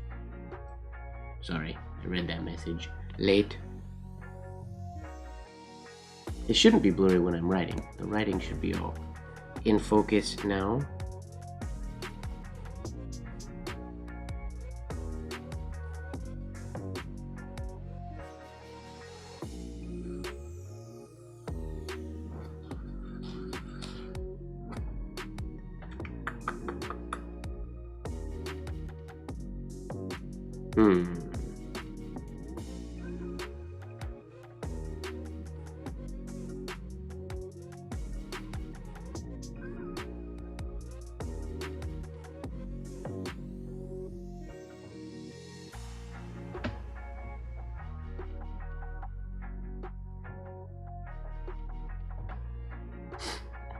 Have I ever designed a signature with double letters in it? Yeah, definitely. Quite often, actually, I think. I mean, none specifically come to mind, but I've definitely put double signatures back to back before. Or double capitals, I mean.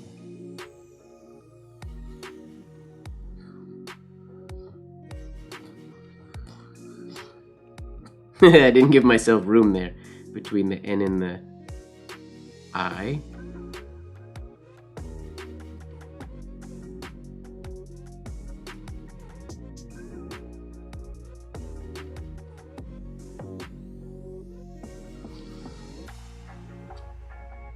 But that's the idea.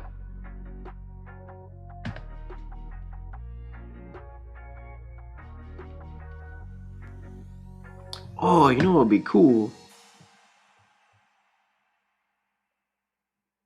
If this came around here.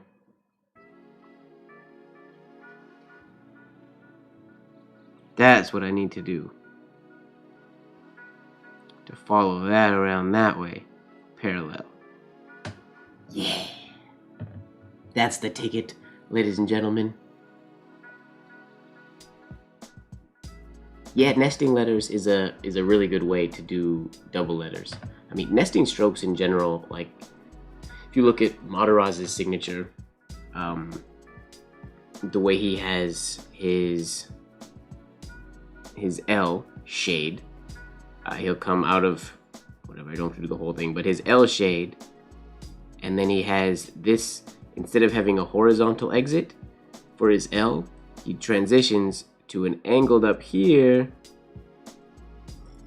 to nest that in there to get his M. I mean, it's a horrible example because they're not on the same baseline, but essentially that's sort of what he does. He changes, like, the shape of this exit oval for the L is really weird compared to what you would normally do for an L, but it's neat. And that's how he gets these two shades to usually sort of nest quite nicely in together.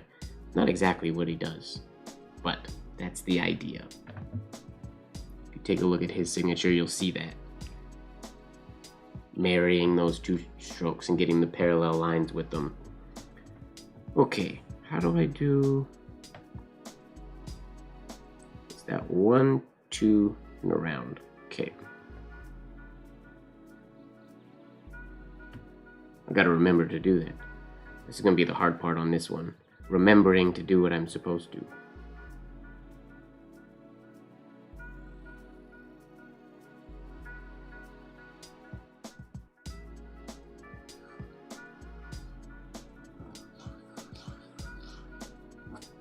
Yeah, that's messy, but that's the idea.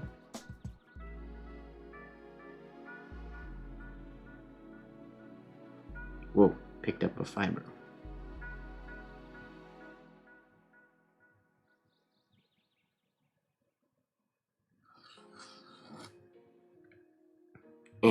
Not in love with that ending, but it's an idea. Okay, let's see if we can't smooth that out a little bit.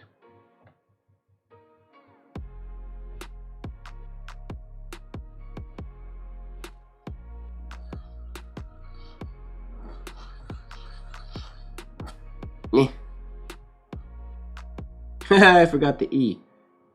Darn it.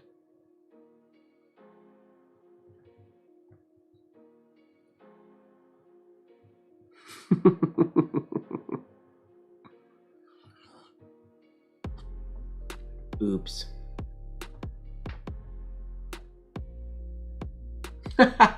George, if only.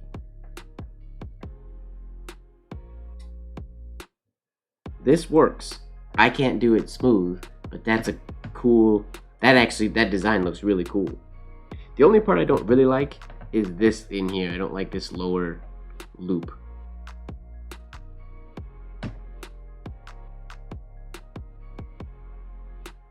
I might try to bring this around like I did initially. I might not like it, but I might try for that type of a compound curve thing going on. I think I would like that more. Maybe. So long as I don't extend it as much as I did. It's a darn it. I mean, see, this, for anybody who's been on the Discord and has been entertained or following the my gatekeeping of the epic fails thread or channel, these are not epic fails. Things just didn't go exactly the way I wanted them to, because this is practice. If this was like the end of a whole piece, signed I Newton, and I forgot the E and I did a mess up, then that's an epic fail because it ruins the whole piece. But there's been some epic fail drama in the Discord of what goes and what doesn't go in that channel.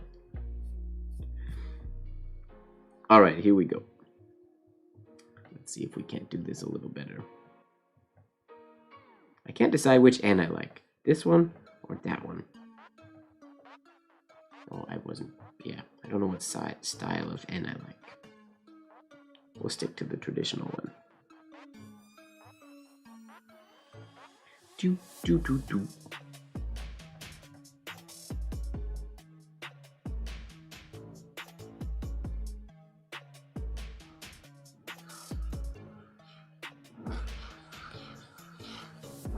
Oh, come on!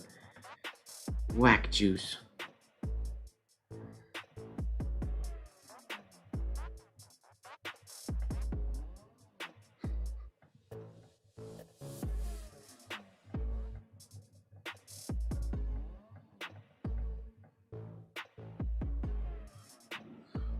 Nope. Come on, brain. Remember what you taught yourself. Here we go. Do it right.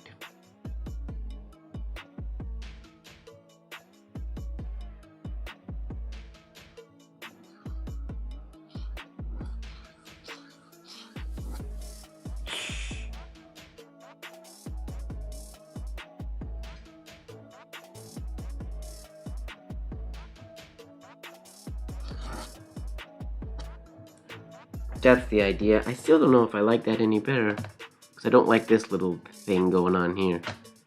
But we're going to leave that one there. Not too shabby. The idea is there. That doesn't really look like an eye, because it should definitely be sharper pointed at the top.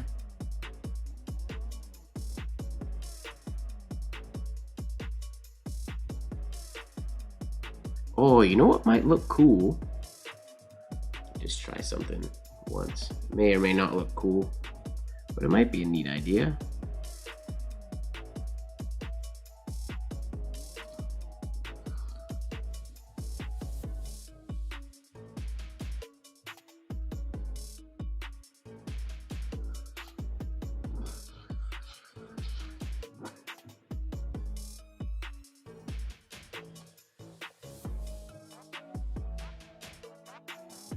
I don't know if I like that or not. That's kind of weird. Little shark fin right in the middle. I like it better than the one we just did. I don't know that I really like it though. Don't matter. Moving on.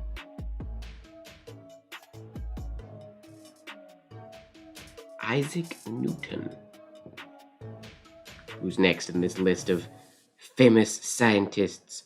Oh, speaking of two capitals side by side, we're gonna do Galileo Galilei. Galileo Galilei. Because I don't think he probably had a middle name either. Oh, whoa. One, Galileo de Vincenzo de Boniati de Galilei. Ha! That's a lot of initials.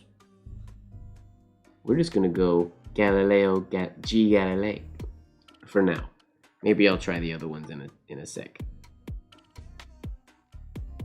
The father of observational astronomy. Galileo Galilei.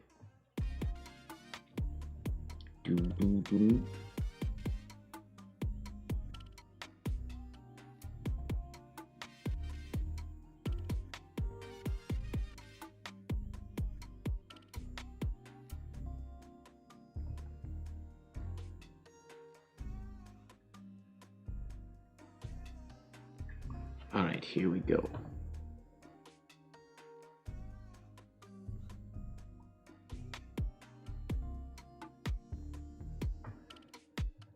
Thunderbolts and lightning, very, very frightening. Me, Galileo, Galileo, Galileo, Figaro, Magnifico.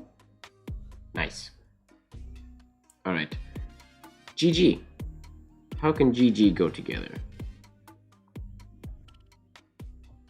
Oh, we come out of that backwards. We might not be able to do this one backwards then. Huh. That's a challenge. If we do the standard traditional G,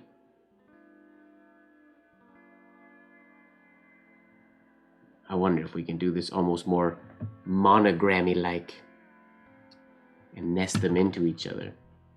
What is this thing here? My computer's giving me a notification. Go away.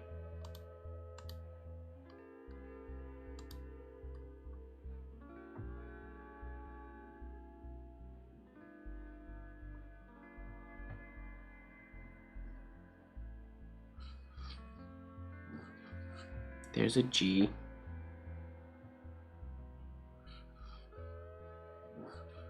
That didn't work. Okay. But I wonder if I can nest the two somehow.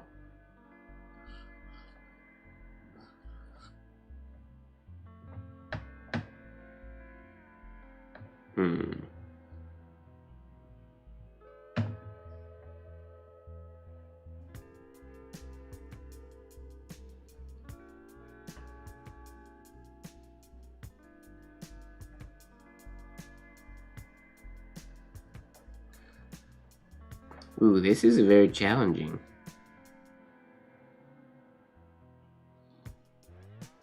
Or not one that comes very easy to me.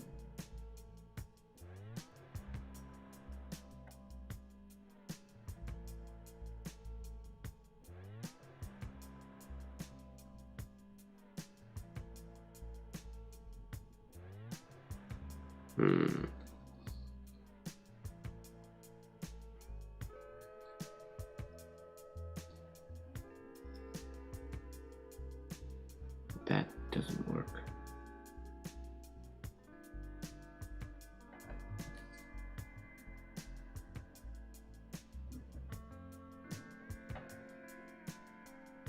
I agree.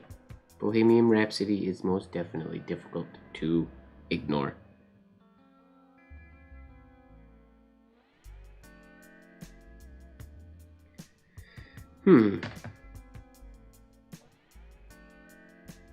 What if I finish one of the G's without looping all the way around?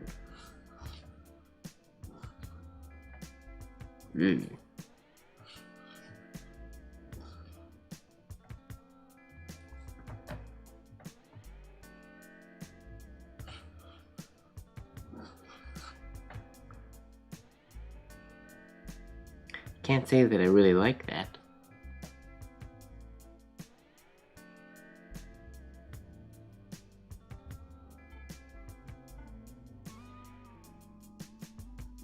It would be cooler if this ended. Wait, if this was.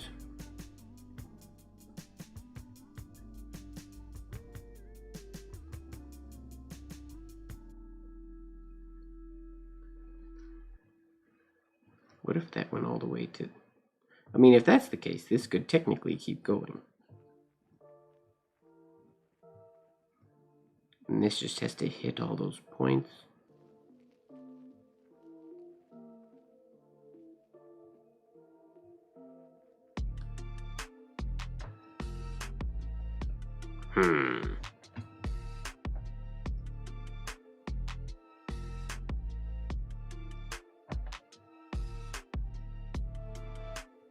Should be noted that I don't usually design signatures while I'm writing, like in ink. This is not the kind of on-the-fly design that I normally do. I would normally use pencil and try a whole bunch of stuff.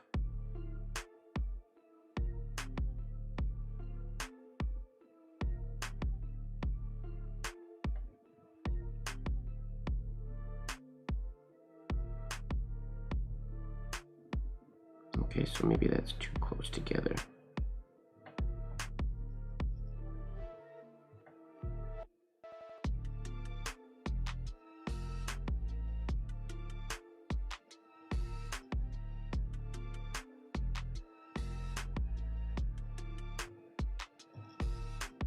That could work. There, everything fits. We have a shade here, obviously, and a shade here.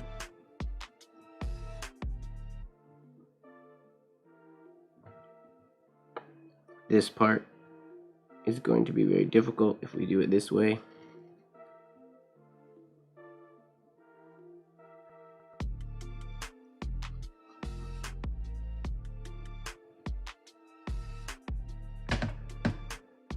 But this could work.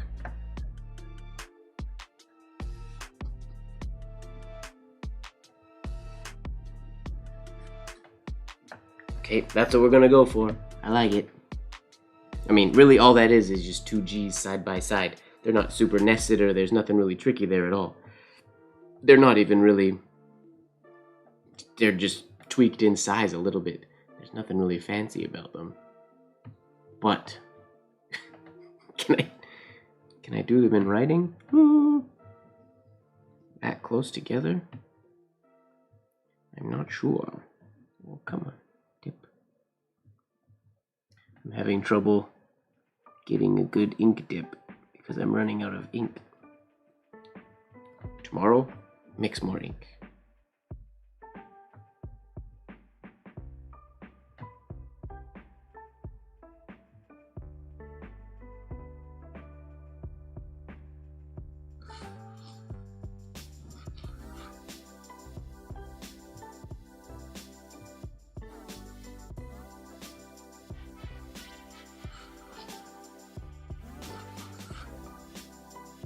I mean, that looks ugly. It's the idea, though.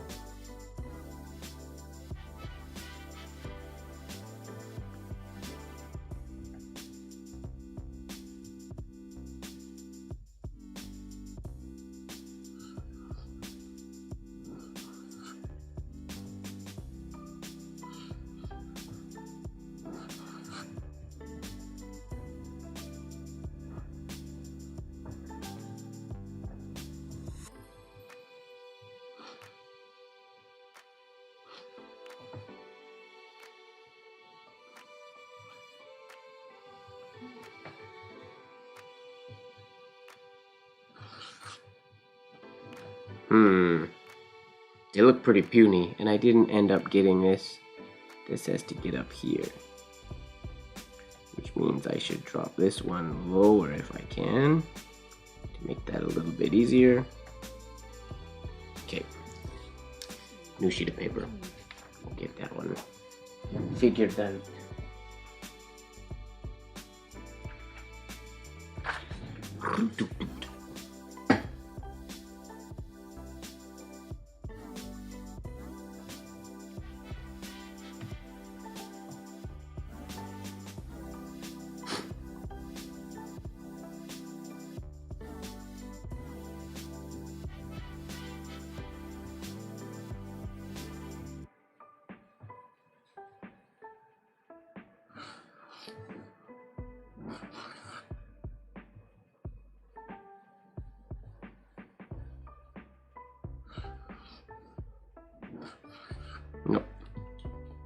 Nope, nope, nope.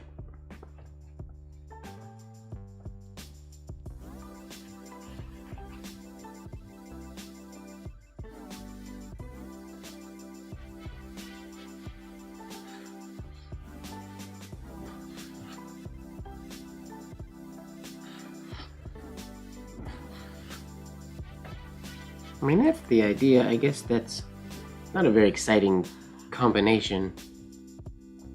It's sort of needlessly difficult. It doesn't look amazing when it's finished.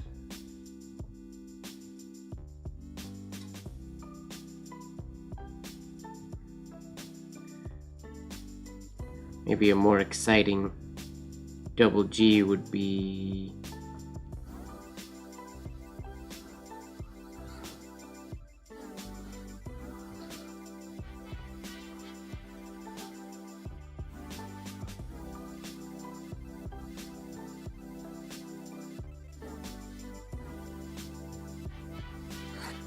Oops.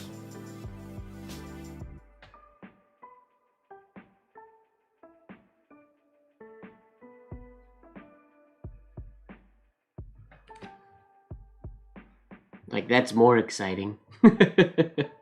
Without any thinking, that comes out much cooler. I think I would make this loop a little bit more so we could go through there, maybe. Perhaps.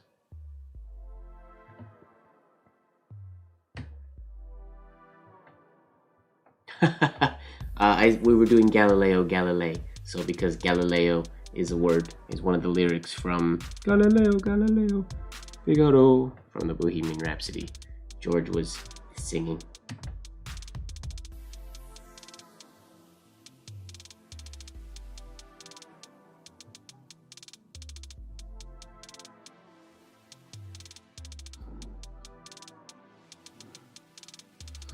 Whoops.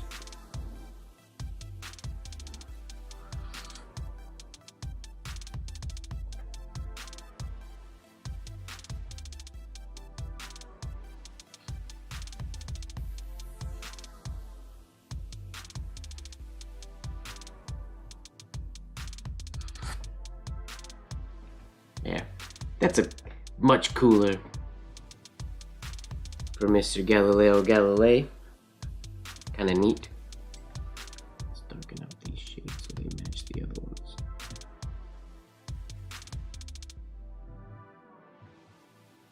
Not amazing, but it's kind of cool. The idea is there.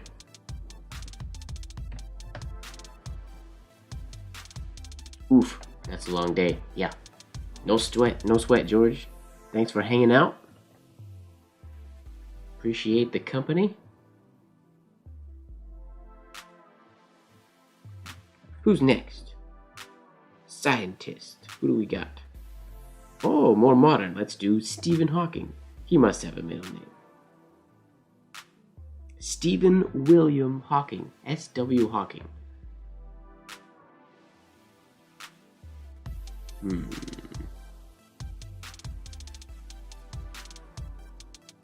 Tough.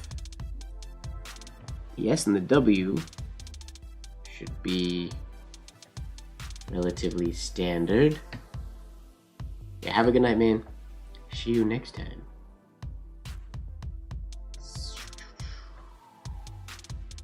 Which version of the H do I want to use?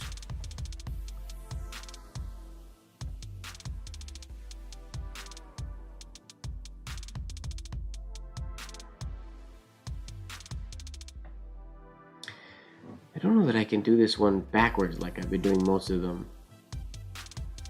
I might have to start with the S on this one and do it straight through.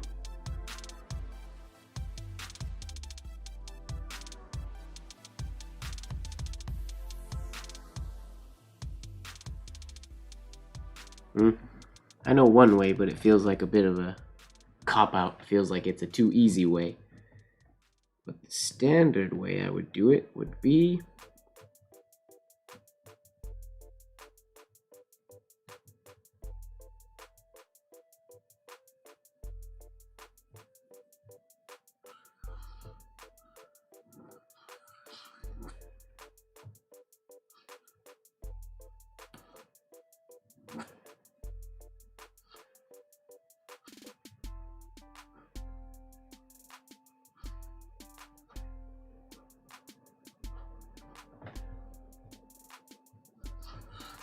But that's not very exciting.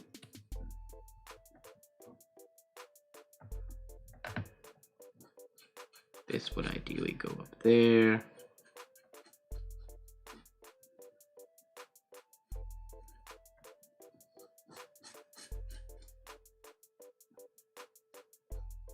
I like the S into the W.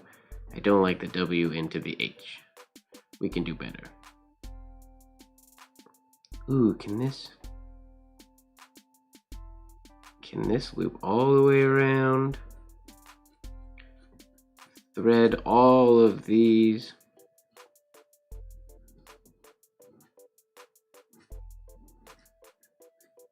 That might be too high. That might look awkward. To give me a stem there.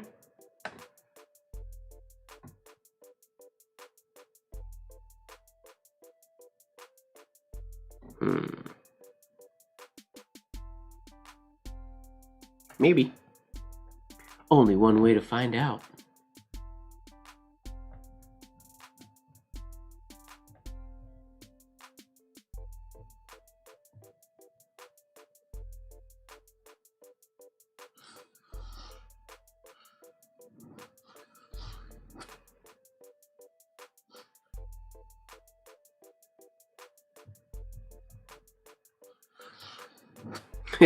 Shoot.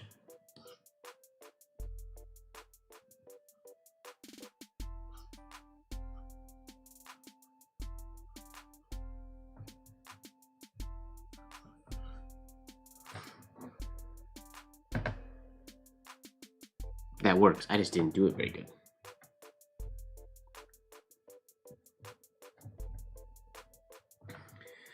So where do we have to transition? This needs to transition to a horizontal oval.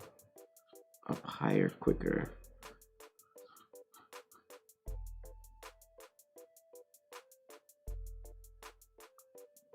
We make this higher, that should help with that. Transition that into a horizontal oval to then come down. That will always look a little bit weird right there, but that's okay.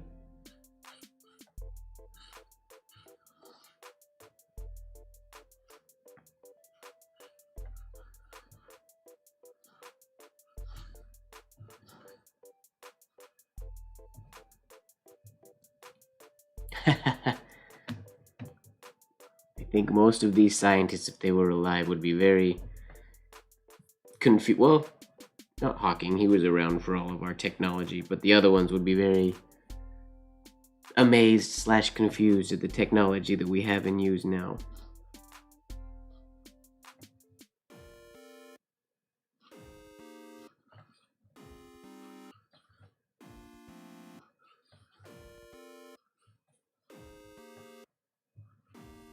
And at the best of times, this W into H is going to be hard to look nice and smooth, but or we could also do that. We could continue. No, that messes with the ending of the W. Never mind. We'll stick to the variation that we've been doing. Okay.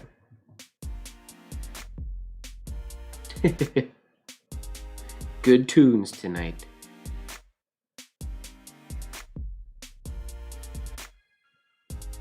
That's the first one that's going to give me trouble. Let's see if we can slow down coming out of that S and not let our nerves take over.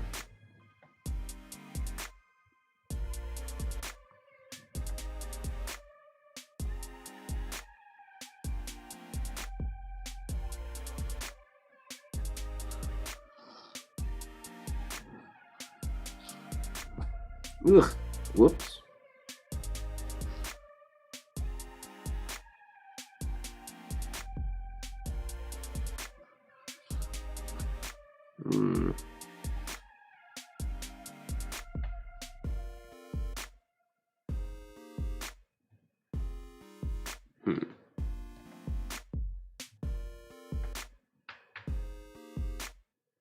Paul R. Krugman, I can do his.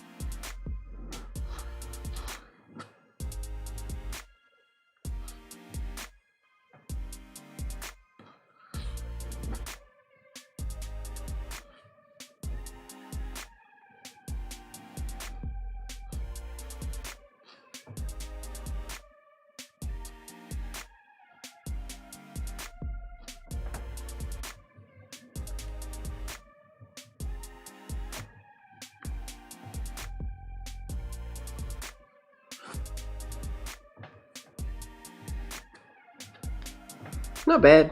I like that design. It's not executed the best. I messed up the second line. The second stroke on my H isn't very pretty, but the idea is there and it's kind of cool.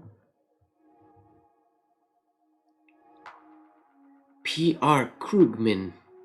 C-R-U-G-M-A-N or K-R-U-G-M-A-N. P.R. Krugman. Okay. P.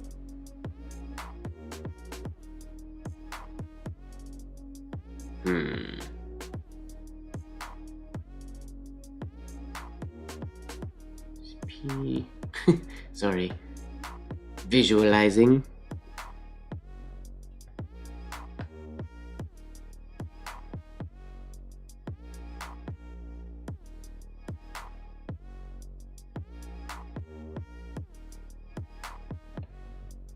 Go from the P. I'm trying to think of a clever, cool way to do it.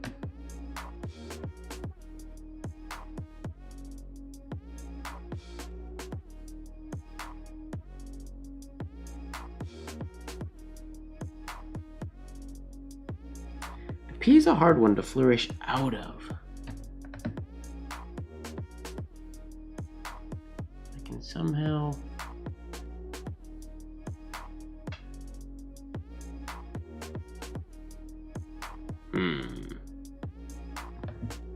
Let's see if I can experiment really quick here. I start with the R.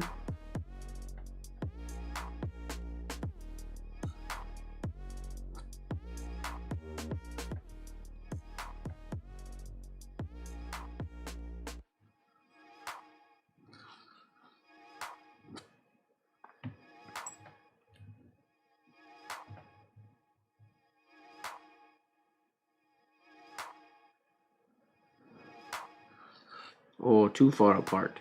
Way too far apart. I want to go from there to give me that. To somehow do that, but that changes the R. Okay. So let's start our R a different way.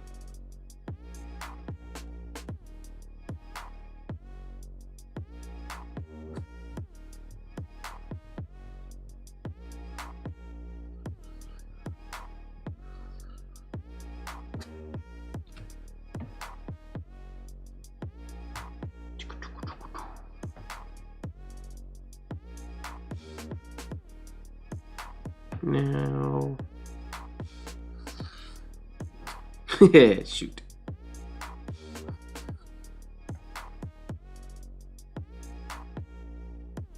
Could that be worse? Yes. Is it amazing? Not yet. So what if the R was just smaller?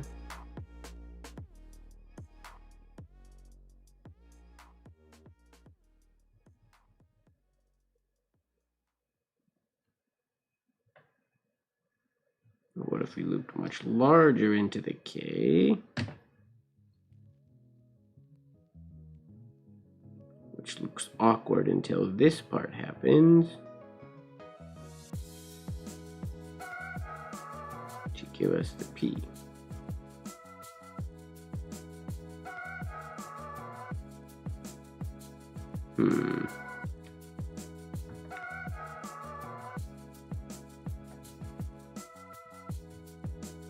An interesting idea.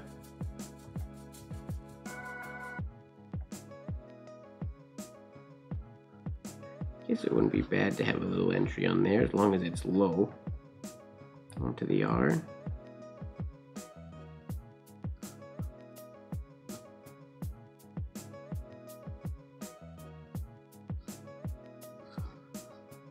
Oh shoot, I was supposed to make that bigger. Right, the opposite of what I just did. Right.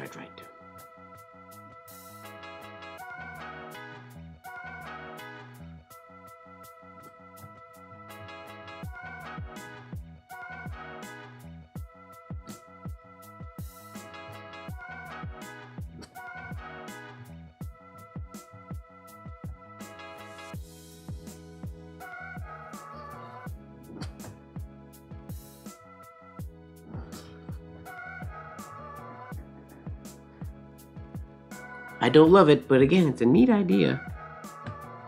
There's probably a better way to do it.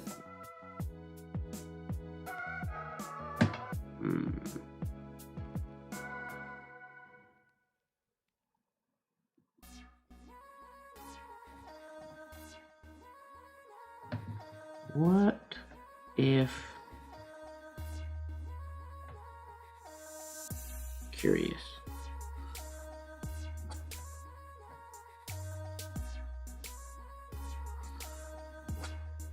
Oh, shoot. I didn't leave room for the second half of the R.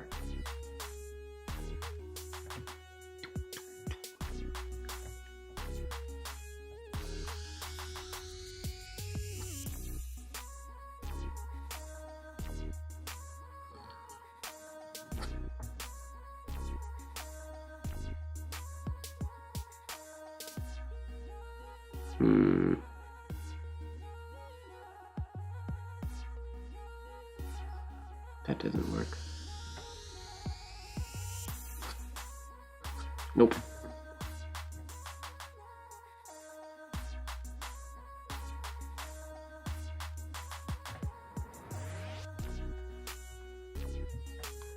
It's hard to find a cool way that these letters go together.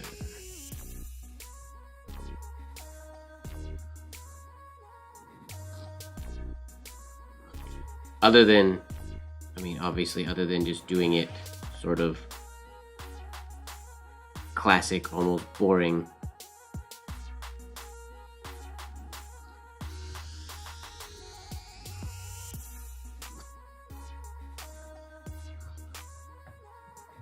That is probably more what traditional would look like. Different entry to the cave, probably, and cleaner, but new sheet.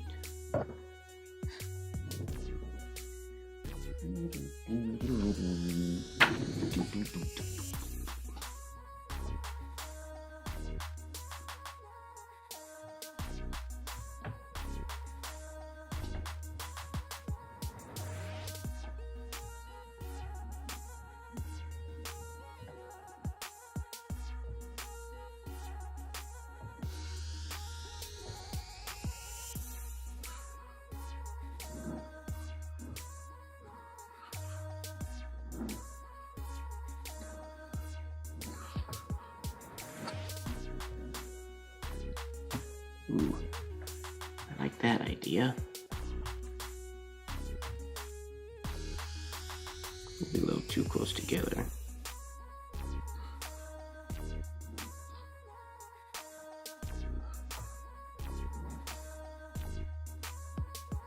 Nope.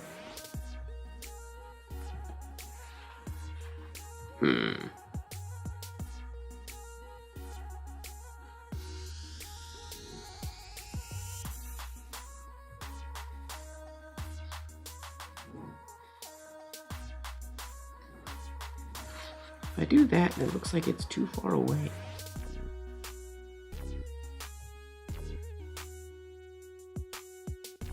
But maybe that's okay.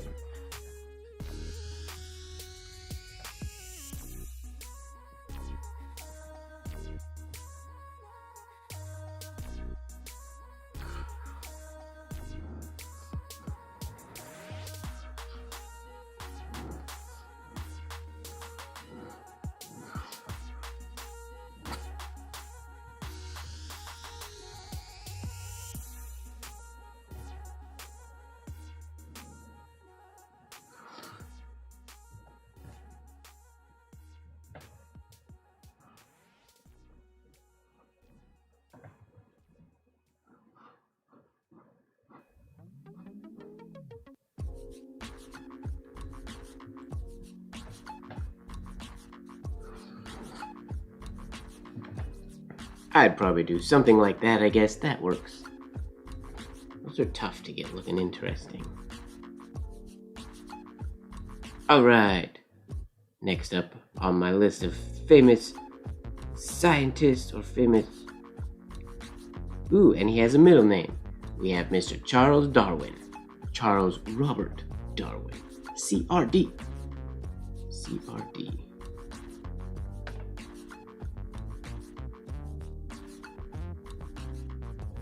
CRD. Let's just throw caution to the wind. Not even gonna think about it. And see what happens if I start with the capital D.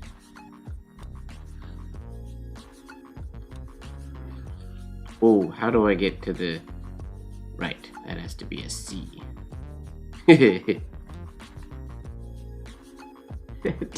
D makes everything tough. That gave me a hard stop. I need to get into an R from there.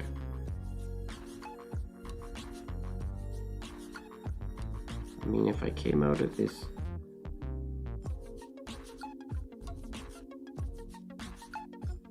Oh gosh.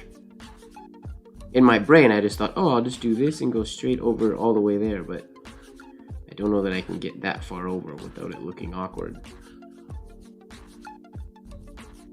And then there's no room for the rest of the R.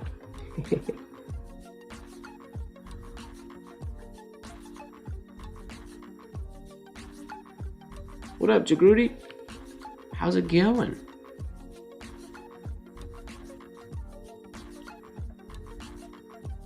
Okay, well, what if we start with the R?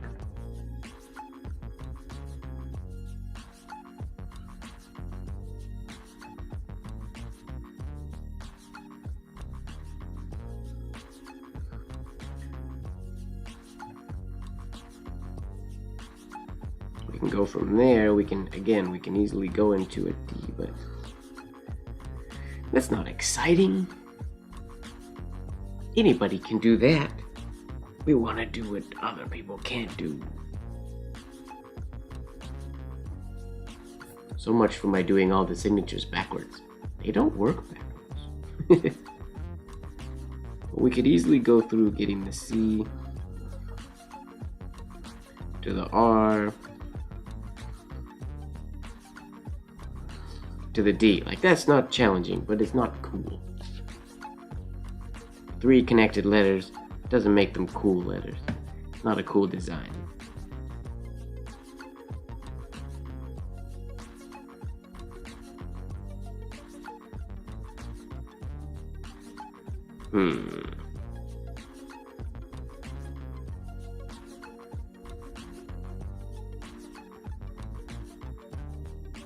Oh, that's fun.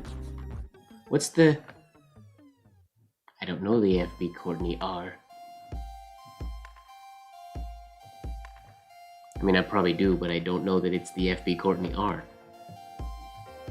Sorry.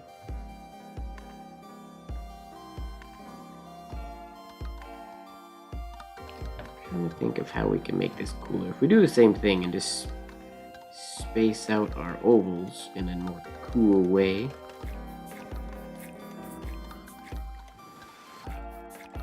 What if I go all the way through there, do a different variation of the R.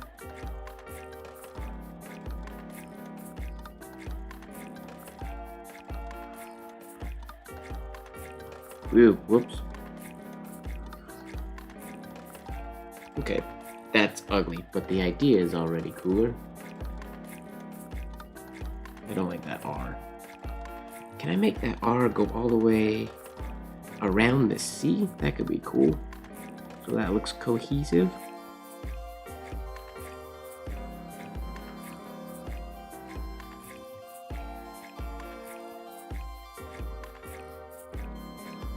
Oh, whoops.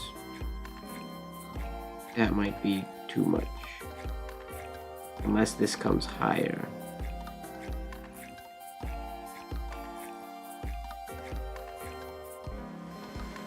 Okay, yeah, that definitely has to come higher.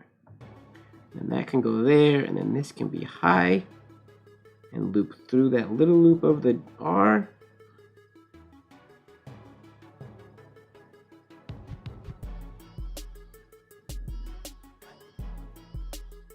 Boom. That will be cool, and that's unique and extremely challenging. Maybe not extremely, we'll see. Way cooler though than just the standard. It's the same as the standard. It's just making, or it's similar to the standard anyways, it's just changing up the positioning. Alright, so we just gotta hit all those spaces. plan this out again. If we do a large C, come through there. Now we're coming down. I gotta make this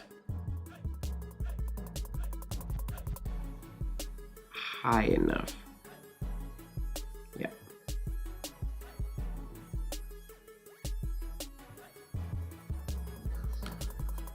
Whoops.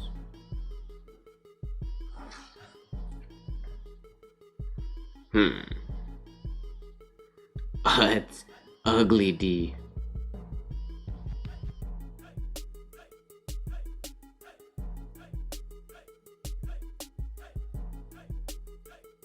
That's ugly.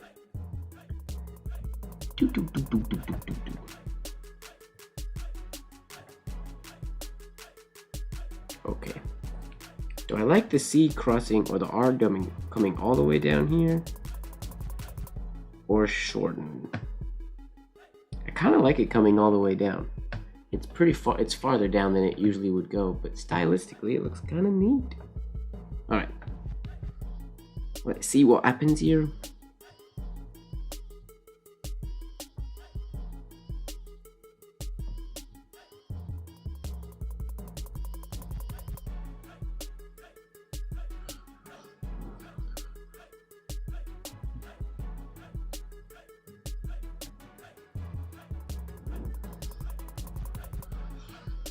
Oh, why did I loop that twice? Silly rabbit. Tricks are for kids. I'm so used to the standard R that I use. That's not supposed to loop twice. That's supposed to just go from here and go straight around.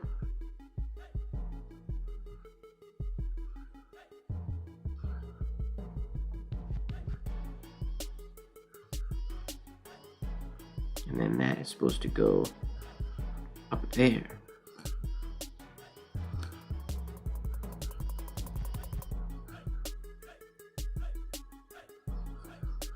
Yeah, okay.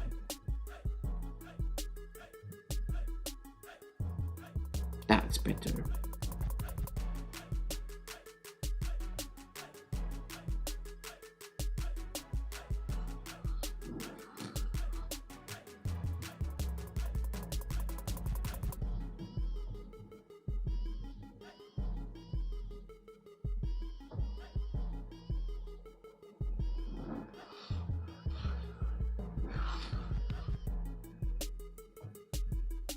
So far, kind of messy, but connections are all decent.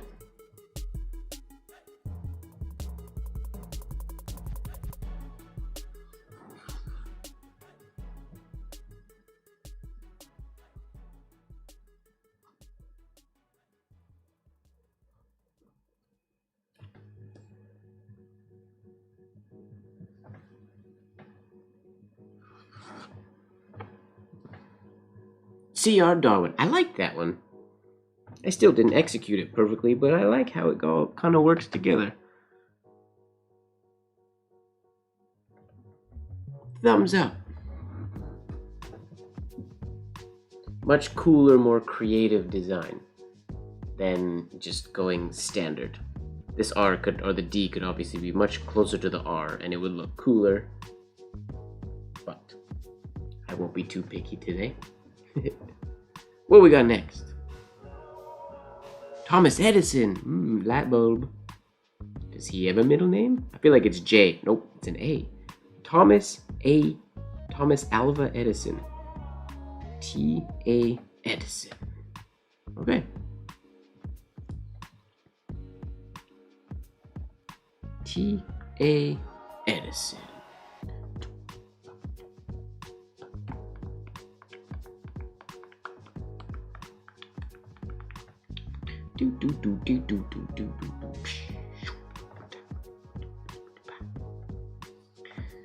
T.A. Oh, can we use the same little trick we used for Albert Einstein? For the A and the E? I'm not even going to think about the T. Let's just see how this works. If I go from the E to the A,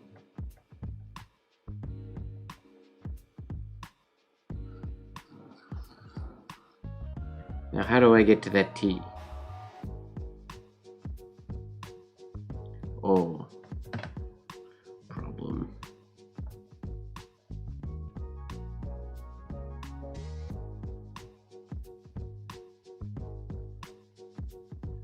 That doesn't work. I mean, I can get there, but it'll be awkward. So I could do like a... Put it... That doesn't look good. Oh, his initials say T. I wonder if he liked tea or coffee better. Tea. Okay, let's try something else here. What if I start with the T and go then to the E? This might not be any better, but I do the T first and then cross the T.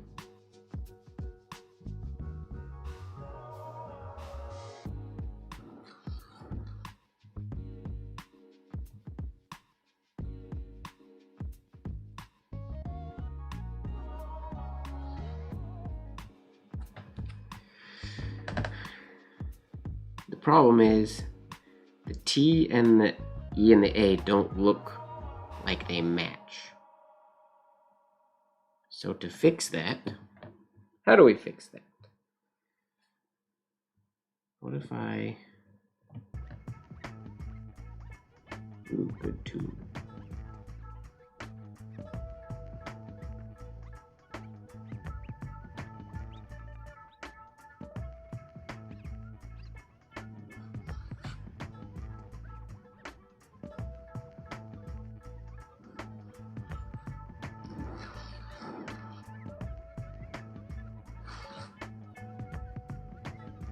That's better in idea. It looks, the A is super way round. It looks more like an O than an A. But that's one way.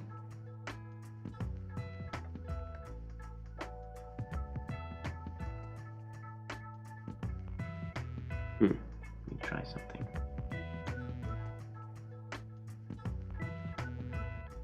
I keep saying let me try something. This whole live has been me.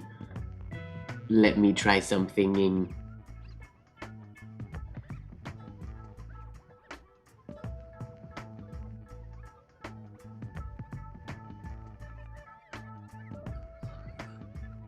Okay, if we do that, geez, I can't make nice ovals at all right now.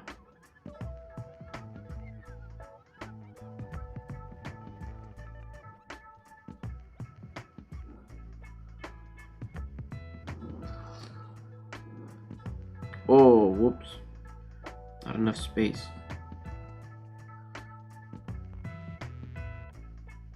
Okay.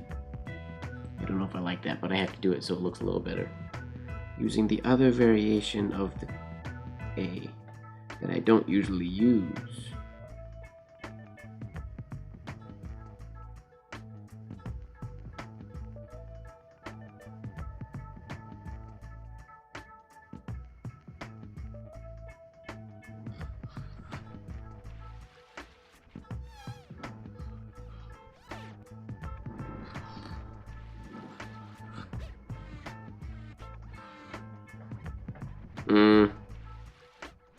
Don't think I like it.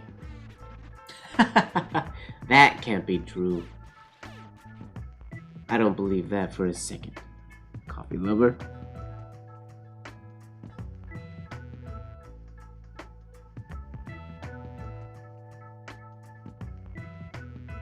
Maybe if I... Oh, that's gonna look like an F if I do that then.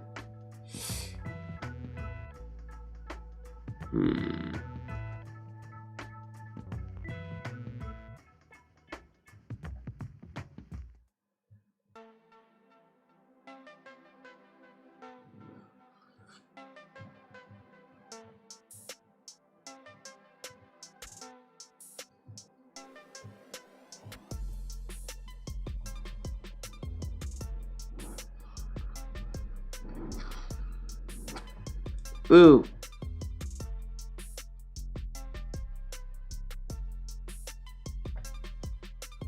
I don't like that.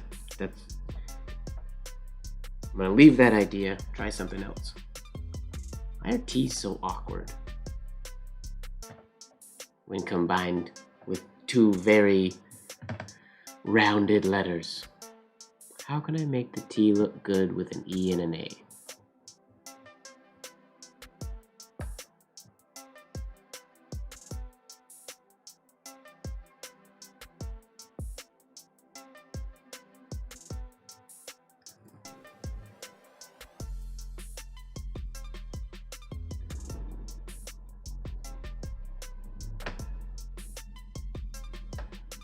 Now, I like having the E and A nested. That looks cool. I want to keep that.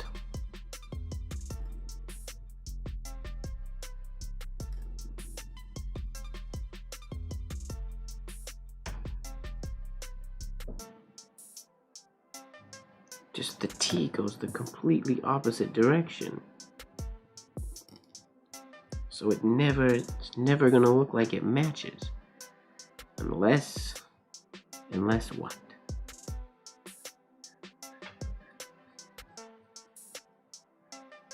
Does it have a rounded entry?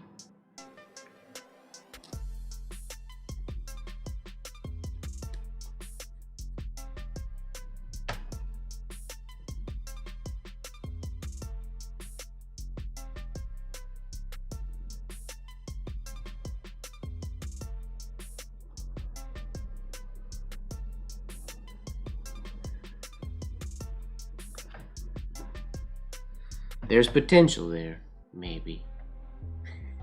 Or it's just a bunch of scribbles. We'll see.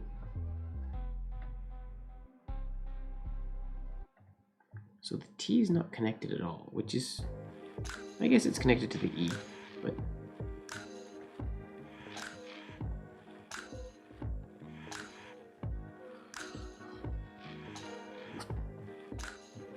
horrible shade.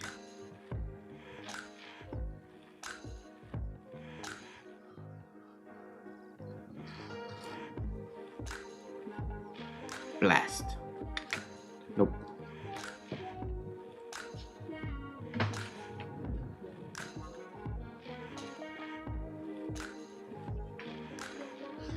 I need to wrap my head around getting the T and the A looking better together.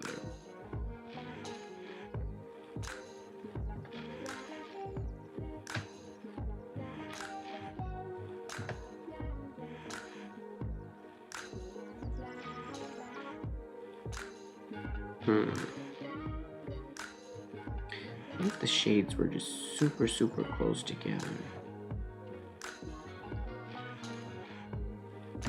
And the A came right here.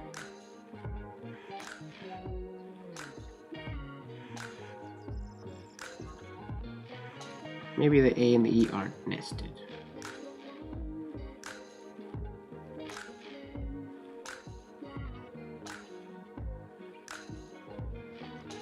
Maybe they go parallel.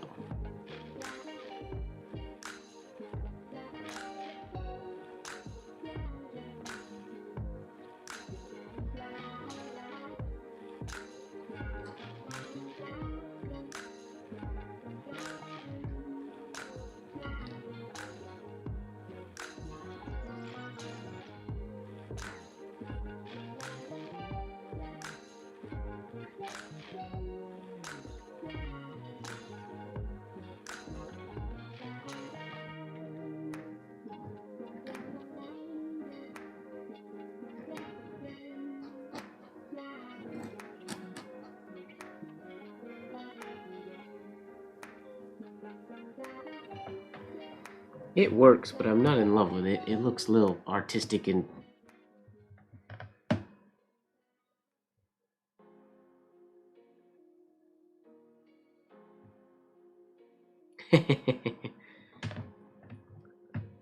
I ran out of tea, and I also ran out of peanut butter and jelly. Well, not jelly. I have peanut butter and jelly. I don't have bread. I ran out of bread the other day. I gotta go grocery shopping tomorrow.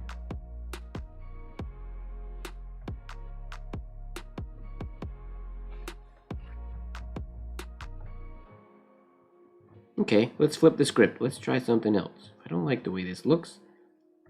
Let's just...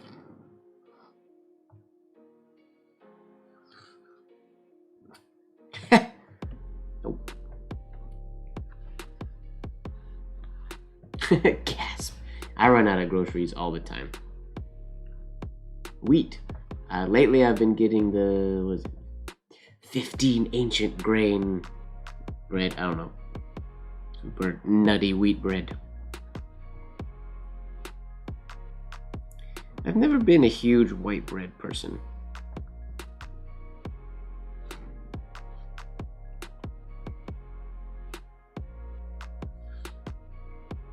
No, I don't like that. I don't like it. That's too far. No, that one's for an M. Why does the T make everything difficult?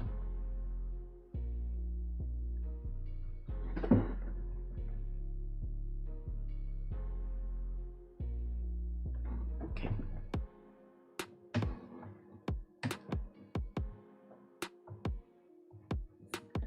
Let's go compound curve into the T.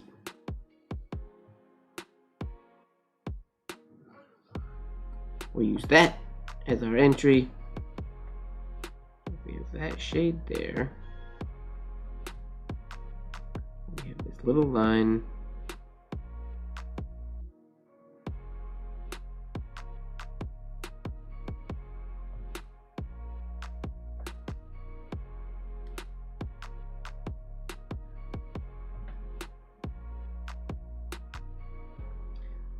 To this larger one.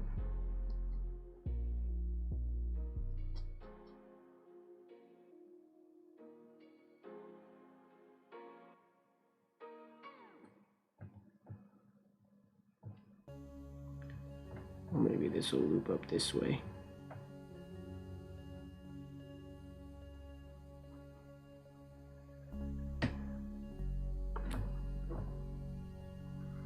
Now the E is the odd one out.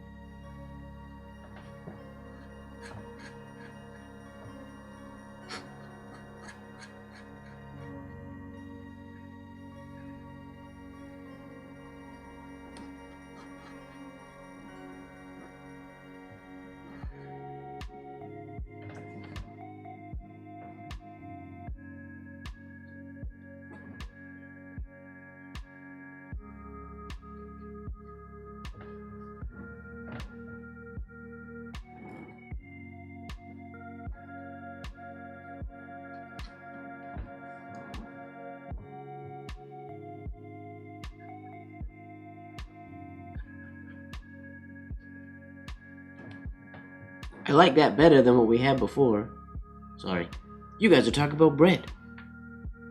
Good answer. The only time I like white bread and the only time I buy white bread is rarely. Well, there's two times. If I'm eating something that requires or goes really good with Hawaiian sweet bread, like that really, really soft bun bread that's sweetened, I'll get those, which I don't get those very often.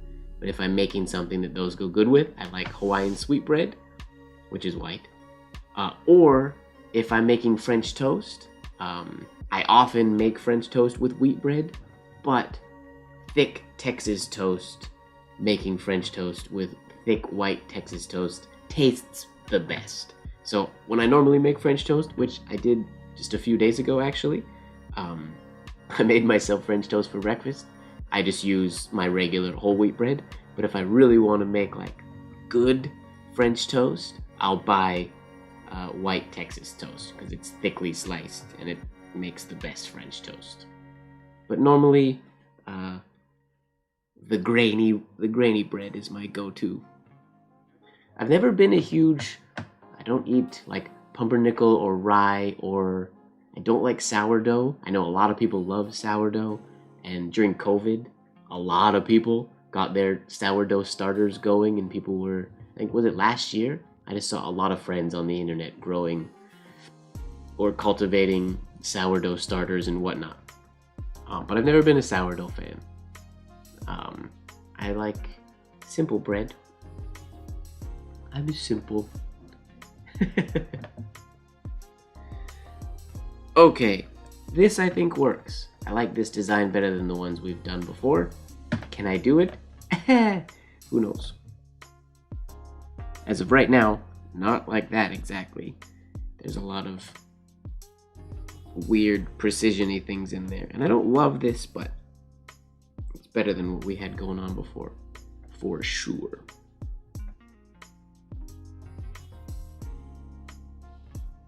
Okay, so we gotta start with the T.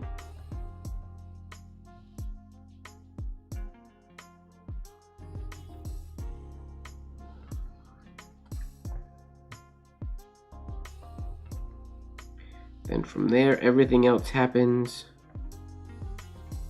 in one, oh gosh, almost in one whole stroke. Okay.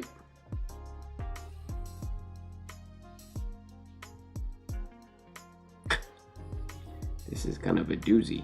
I gotta leave room in here for that A stroke to come around. My E has to happen about there. Okay. Whoops.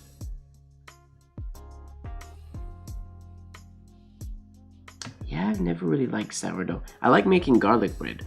I make ghetto fake garlic bread.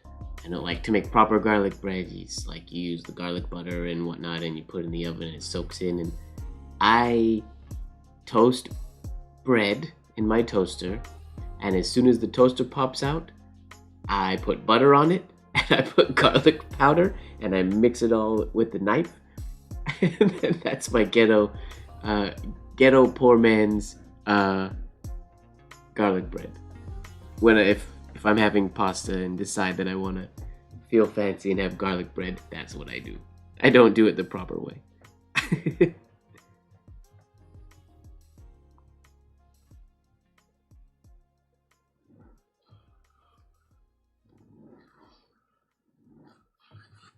Whoops.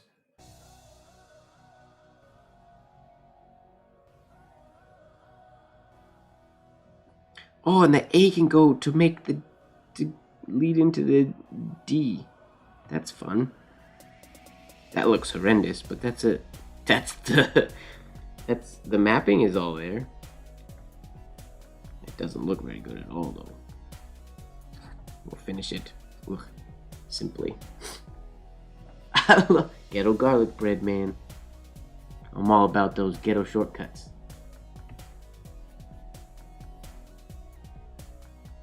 Sans the knife, you don't use anything to like mix the butter and garlic powder?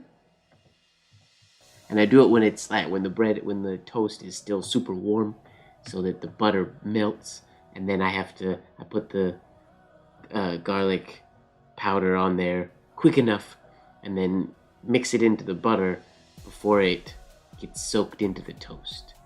What I could do is mix the butter and the garlic powder first. That would probably be the smart thing to do, but I don't do it that way.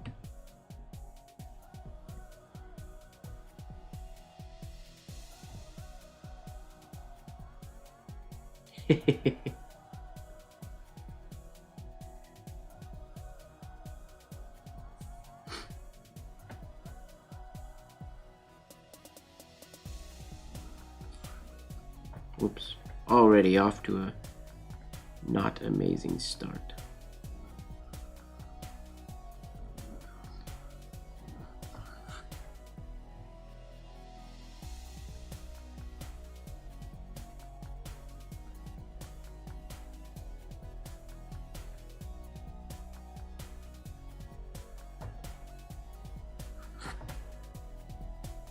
The idea is there. It totally works. I don't love it yet, but the idea is there.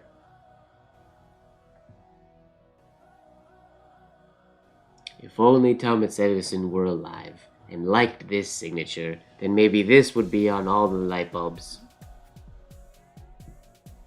And I'd be probably not famous because nobody would know that I did it, but that's okay.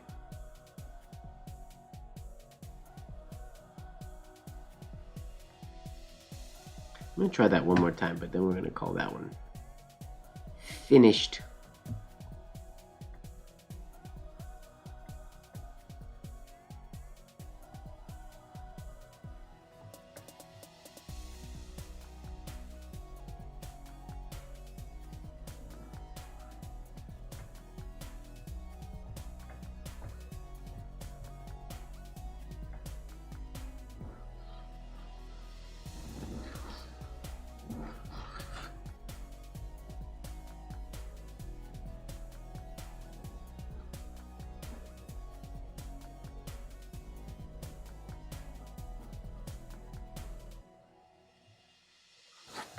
Hey, needs some work, but that's the idea. Looks pretty similar to the last one. Are we talking about cheese? No, we're talking about, what got us onto the topic of garlic bread? We're talking about the kind of breads we like. And then I was talking about, and then I just brought up, my ghetto garlic bread. All right, there's Thomas Edison. Who's next in our list of famous people here? Copernicus. Nicholas Copernicus. I guess we could fully make this an educational experience, and I could talk about all of these people as we go. Nicholas Copernicus was a Renaissance era mathematician, astronomer, and Catholic canon who formulated a model for the universe that placed the sun rather than Earth at its center.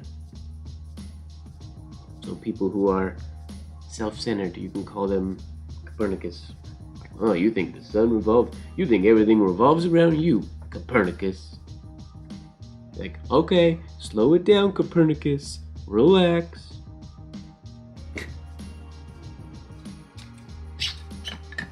My pants are squeaking on the bottom of my desk. I hold my desk with my knees sometimes when I'm writing, so to stop the shaking when I'm filming. But these pants squeak on the desk. Sounds funny.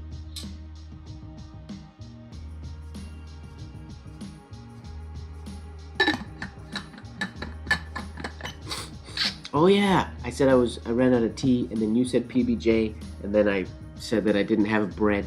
That's how we got on the topic of bread. I don't remember who asked. Was it Coffee Lover that asked white or whole wheat? And then we just started talking about bread. Alright. Nicholas Copernicus, by the looks of things, does not have a middle name, so that's fine. We'll just go N. Copernicus. Oh. My left hand is like weirdly sore today.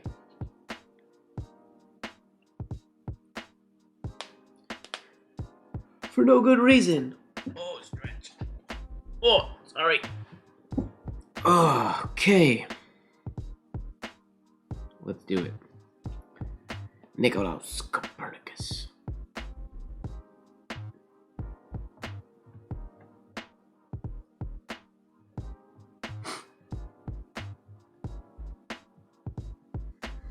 NC. That should be relatively easy to do. But we want to make it a little more exciting. So, let's see if we can do it backwards. Start with the C.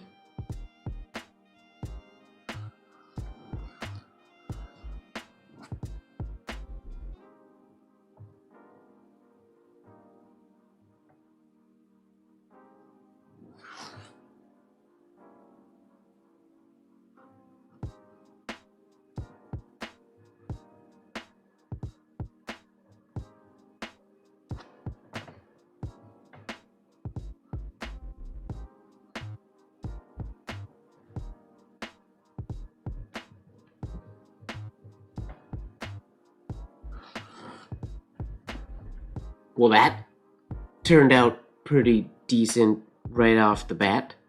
Nice parallel lines going in there.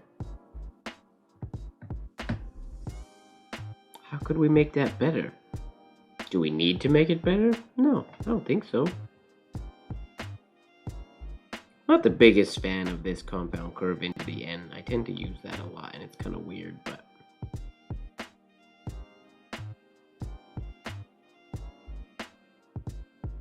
I'm not mad at that. It worked. Well, Copernicus, we're gonna leave it there. Uh-oh. My lights don't work on the thing anymore. They don't work on my schedule.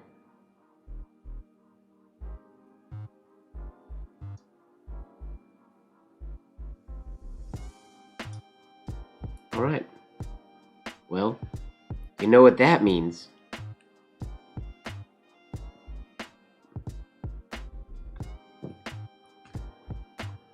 We gotta change up the music. Turn off this chill stuff.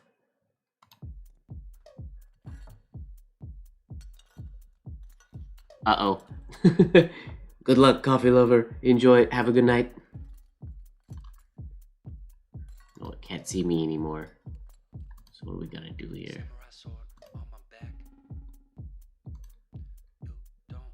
There you go.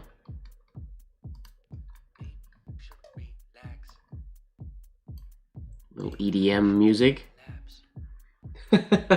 Yeah, Mom, you're not usually here this long to hit the midnight. Happy Wednesday, Marilyn.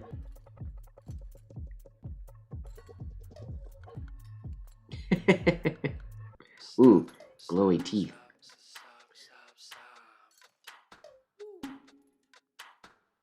All right.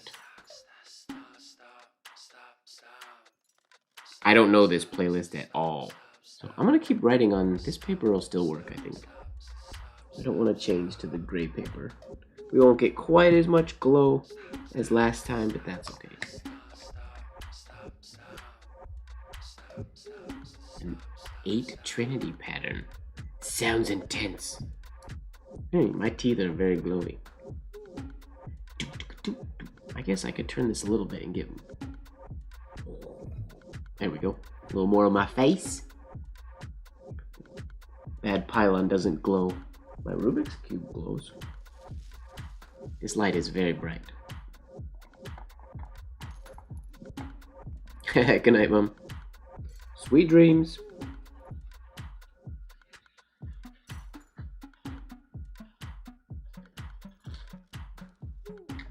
All right. Let's get into it here.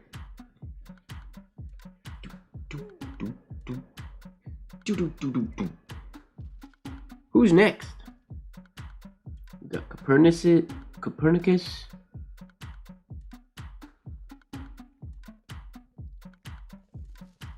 Oh, now we're getting into some lists of some famous scientists that I'm not so familiar with. But we got Nikola Tesla here. We're gonna do him. Does he have a middle name? He might have a middle name. Just Nikola Tesla, that's it? Really? No middle name. Alright. N-I-K. What is N Tesla? N-T.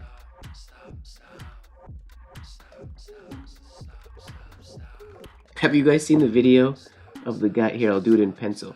You can't really see it with the black light on. Oh, maybe I can do it. Where's my black light?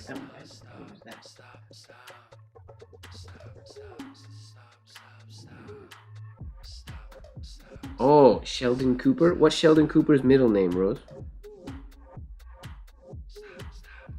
Does Sheldon have a middle name? He must have a middle name.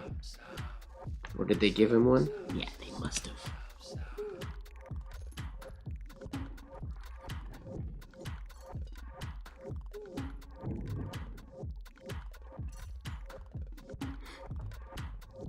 NT just reminded me of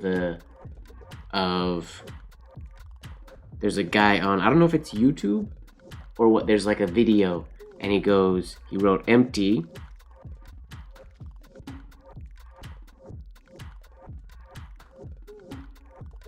And then he got rid of the P. So it was empty. Now it's empty. Then he got rid of the E, and it's empty. And he got rid of the Y, and it's empty. And then he got rid of both the M and the T. My pen's not working very well. Anyways, he erased both of those, and then it was empty. He was erasing them on the chalkboard. I didn't tell that very well, but it was much funnier when I saw it on the internet. Sorry. Dr. Sheldon Lee Cooper. All right, let's do Dr. Sheldon Lee Cooper. And then we'll do Nikola Tesla. SLC. Oh, S's. SLC. How can we do SLC here?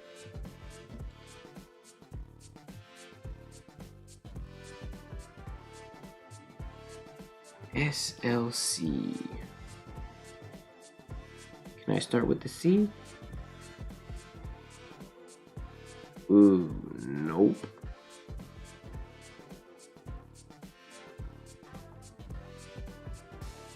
Can I start with the L? L to C is easy.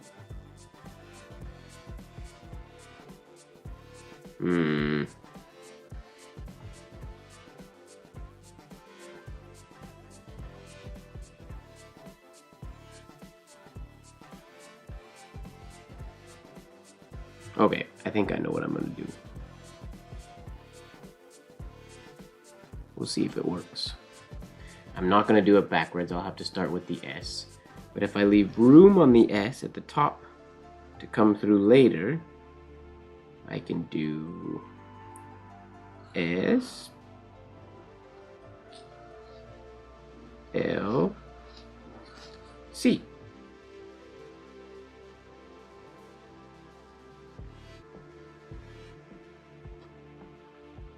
And then we can put, oh, it would have been cool if that threaded in there. And if this was obviously a nice oval, then we put Dr. inside there. Let's try that again and get it a little cleaner. What else can we fix here to make this better? Need this to go a little bit farther that way. That works. We have to smooth this out. Get this to be a little bigger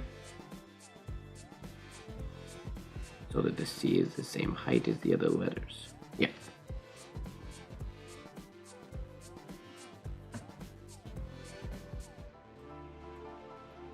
Oh yeah, habit.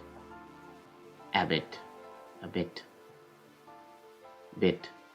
It's a bit. B.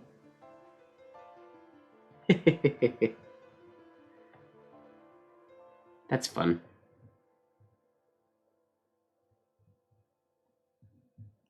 Thanks for sharing that, Manish.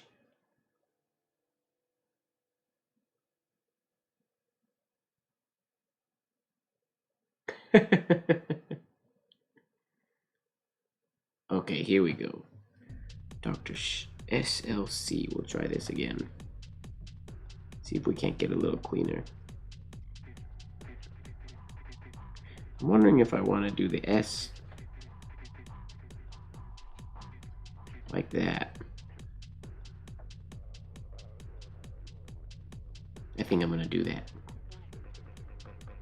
to give it a little more excitement.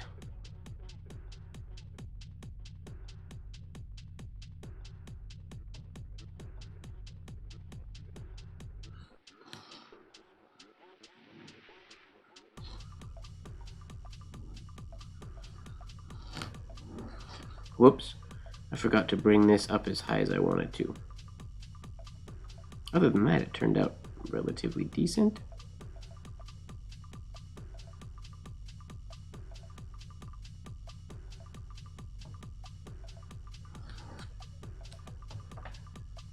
Let's try again. This song is intense.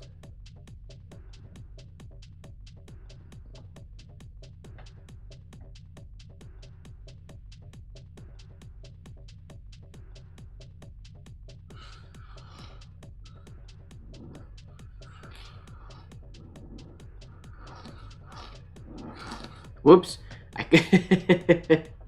For some reason, I never do that. But I shaded this entire compound curve. I never do that. That's one of the things that I correct my students on probably the most, is doing the copperplate shade on a Spencerian letter. Weird. Why did I do that? I never do that. That was very strange. Highly unusual activity. See if we can smooth it out a bit. Lift my chair just slightly.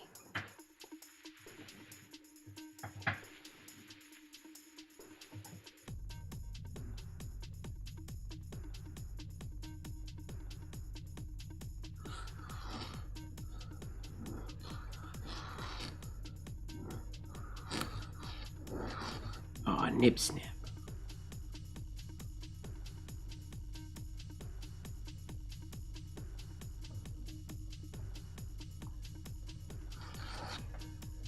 There we go. That'll work.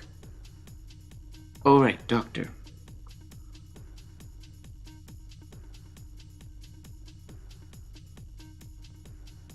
Dr. Sheldon Lee Cooper. I almost feel like I should have actually wrote the word doctor curving around that line, but that's okay. Here we go. Sheldon Lee Cooper, right on. Good suggestion, Rose. Thanks for that. Okay, now we'll go back to Nikola Tesla. N Tesla. NT.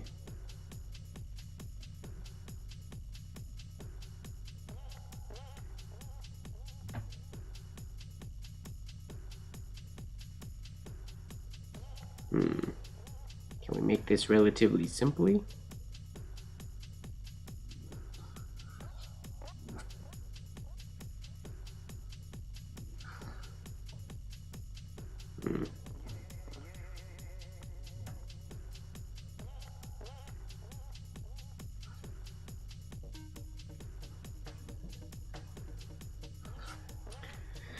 Don't like that. Well, they were too far apart, but...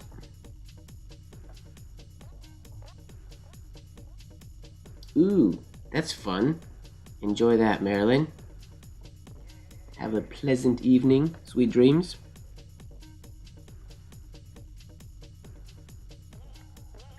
Okay, how can I make Nikola Tesla look cooler? What if I do it with just a standard horizontal entry oval?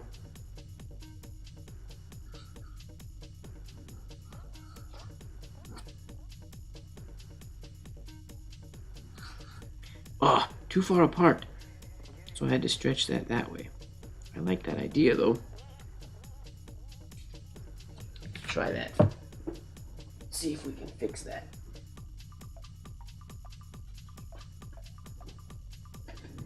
This is like this jungle music.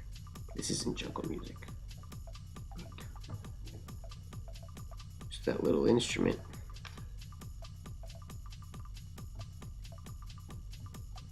Thank you very much, Marilyn. All right, here we go.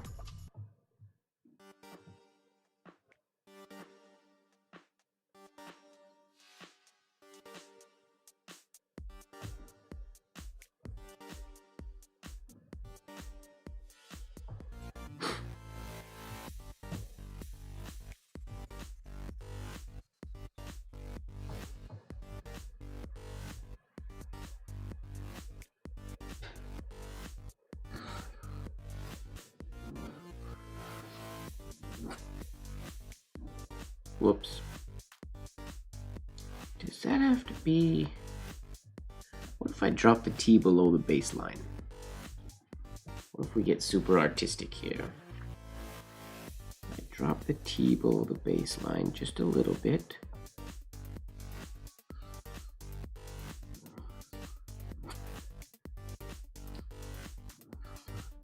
That's better.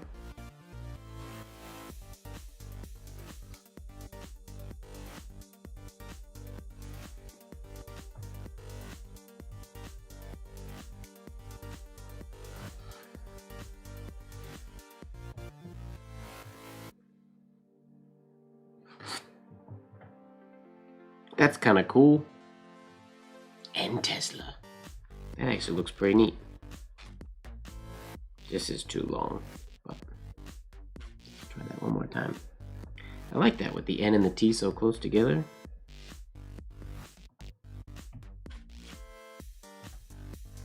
It's unusual, but I like it.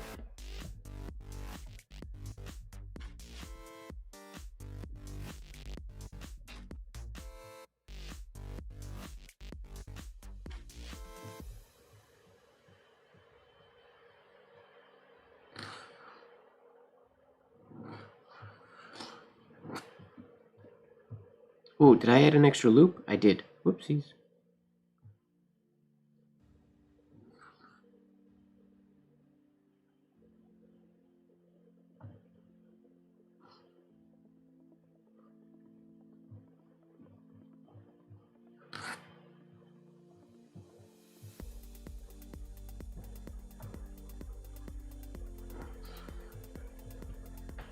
Cool.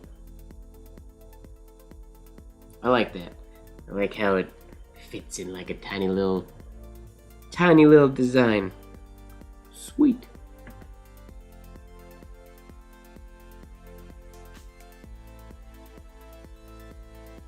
Ooh, let's do Alexander Graham Bell next. Alexander Graham Bell was a Scottish-born inventor, scientist, and engineer who is credited with inventing and patenting the first practical telephone. He also co-founded the American Telephone and Telegraph Company in 1885.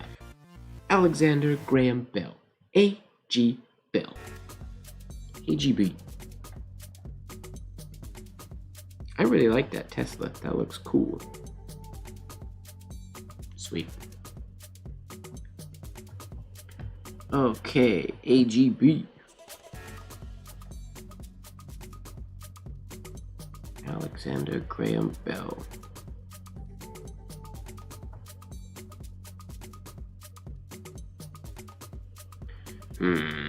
Coming out of a B. It's hard to do stuff out of a B. I could do a compound curve, I guess. I don't think I can start with the B.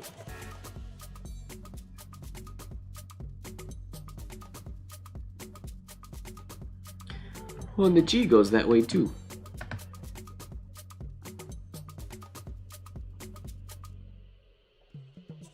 This one might not fit together all that well. Oh, it's an M. Whoops. Too late. I like the design as is. He's not allowed to have a last or a middle name anymore.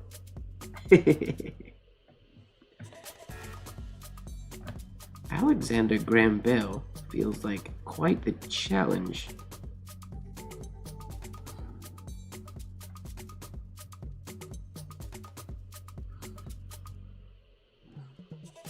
Oh, and how do I get into the... That doesn't work. Nope.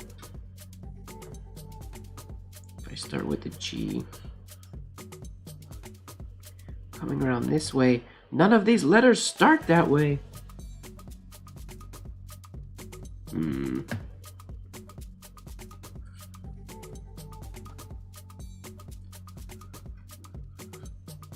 I mean, we can just fit everything in like monogram styles.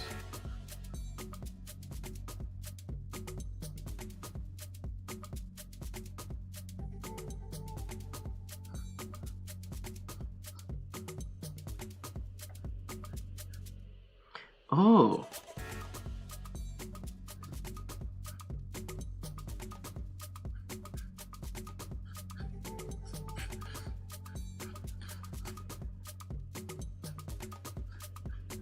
This is probably too complicated for what it's worth, but we'll try it anyways.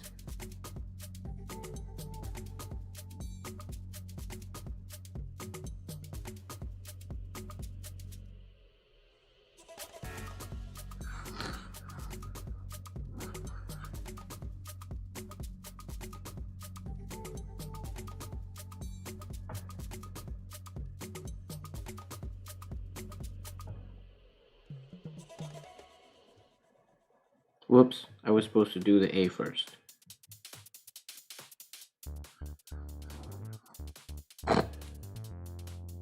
Take 2.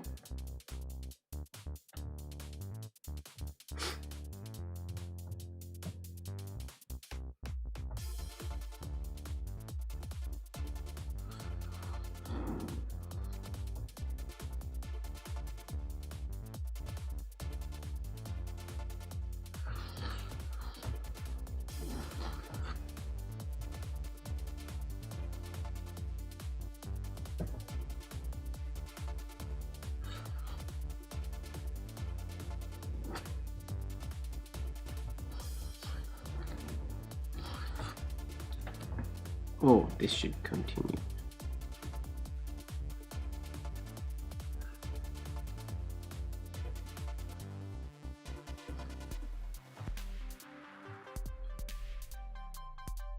Not the most exciting design, but we're gonna go for it.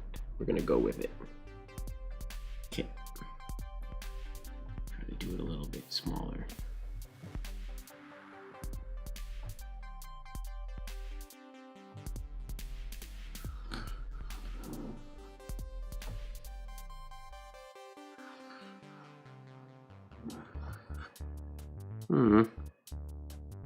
What am I doing wrong there? Is that not supposed to? Oh.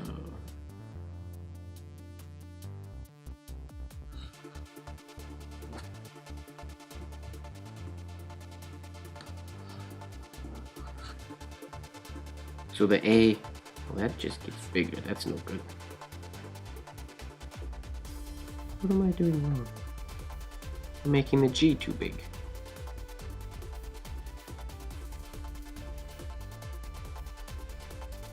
Okay.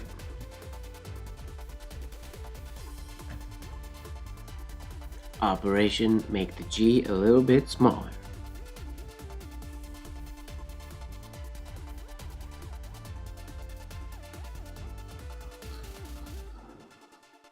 Just for fun, we'll make the A a little bigger. Okay, we need a small G.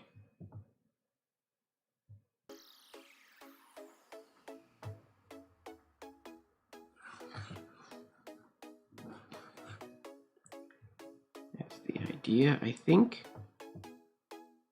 My B is still going to be too high, but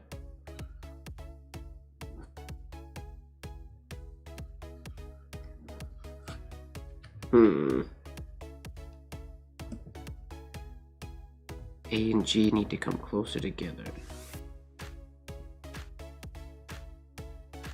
And G needs to be smaller. Okay, getting there. Whittling it down, bit by bit.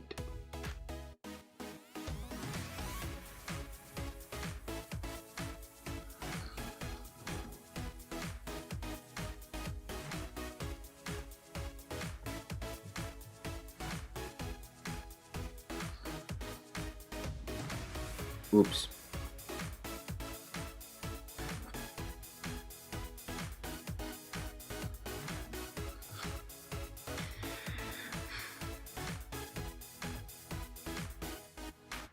Entry to the A needs to be higher. The idea is there, the design itself isn't amazing, unfortunately.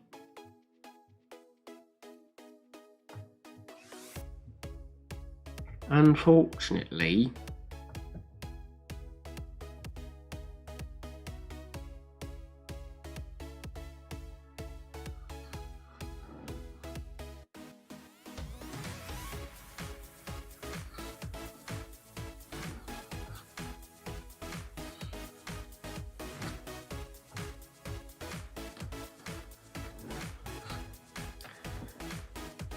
That just doesn't look good. I mean, it's okay. Not as good as it could be, though.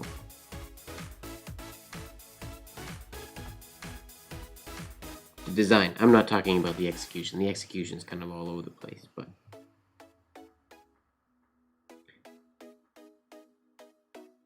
Oh!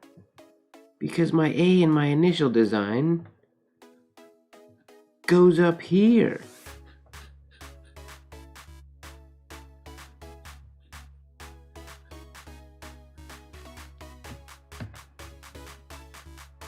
Okay.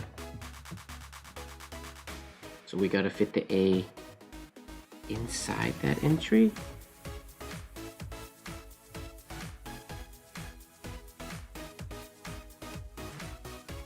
Whatever you say, Mike.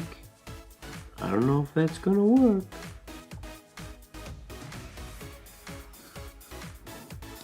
Ooh, that's an ugly A.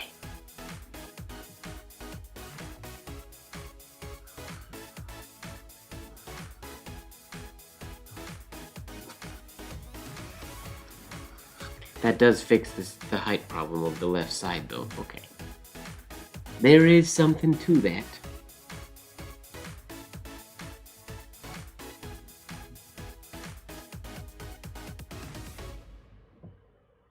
Let's see if we can get this slowed down ever so slightly.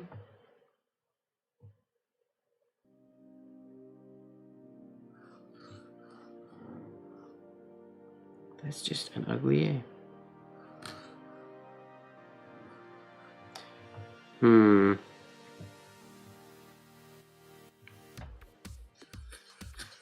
That still needs to be more circular.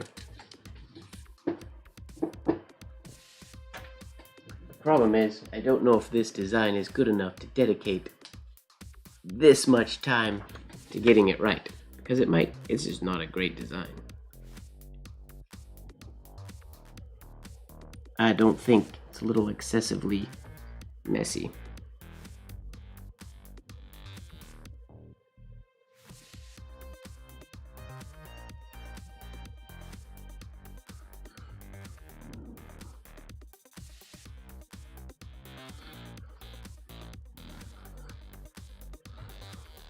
What am I doing? Okay. I'm about over you, Mr. Graham Bell.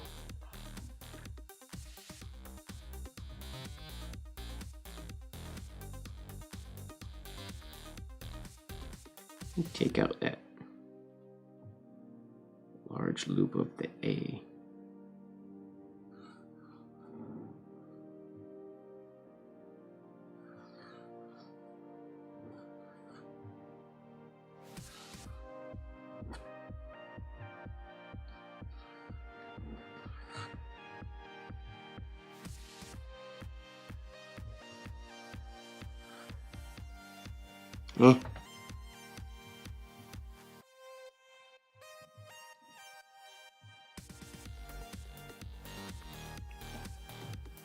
Let's try something else.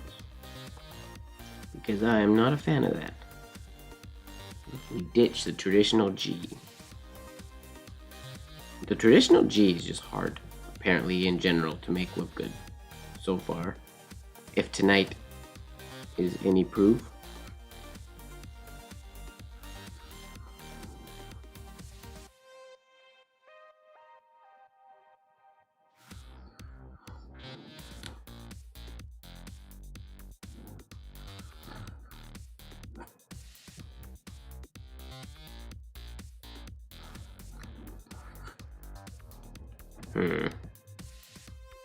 That's simpler. I don't know that I like it anymore.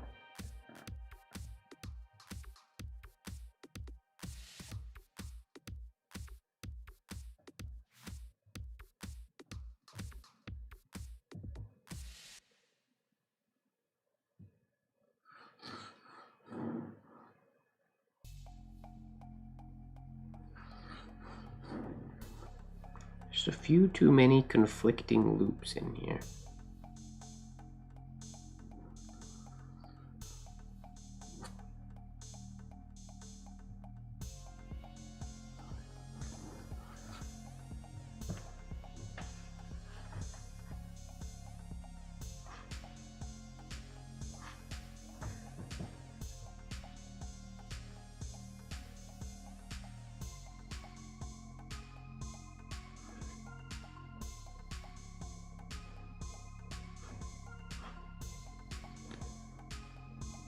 It's a bell. Get it? Alexander Graham Bell. I know he has nothing to do with bells, but it's a bell.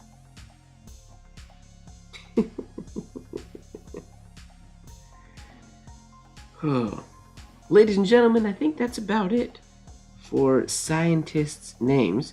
Not super satisfied with Alexander Graham Bell here, but maybe I'll revisit that one on another day. But I do believe the time has come for me to go to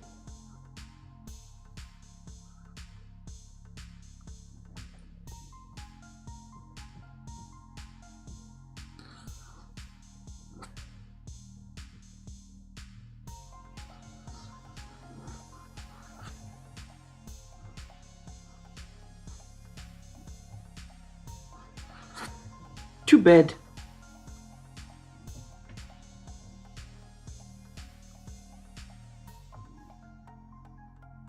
That was a fun one today. I will say I was pretty worn out from my day at the beach, and I was anticipating doing a live until like 11 o'clock. I didn't think I'd stay going even close to till midnight, and it is now 12:30. But I'm gonna cut this one here. This has been fun. I like doing the scientists' names. I like doing these signature designs on the fly. And it's really good training for my creative mind as well, which my creative mind needs training. Sounds intense. But thank you very much for hanging out with me, everybody. We're going to wrap this one up here. It's been awesome. Make sure that you are falling in love with the process. If you could do me a favor and like this video, leave a comment down below if there's other things you want to do in future weeks. We don't always have themes. Like tonight started out with no theme. It was just kind of me doing whatever I felt like doing, and it turned into this, which was a pretty cool little thing. I don't know what we're gonna do next week, or the week after that, or the week after that. So please do let me know what you think we should do, and we can maybe do that. Make sure that you are falling in love with the process. And don't forget, ladies and gentlemen, that life should be just a bit of silliness, really. Good night.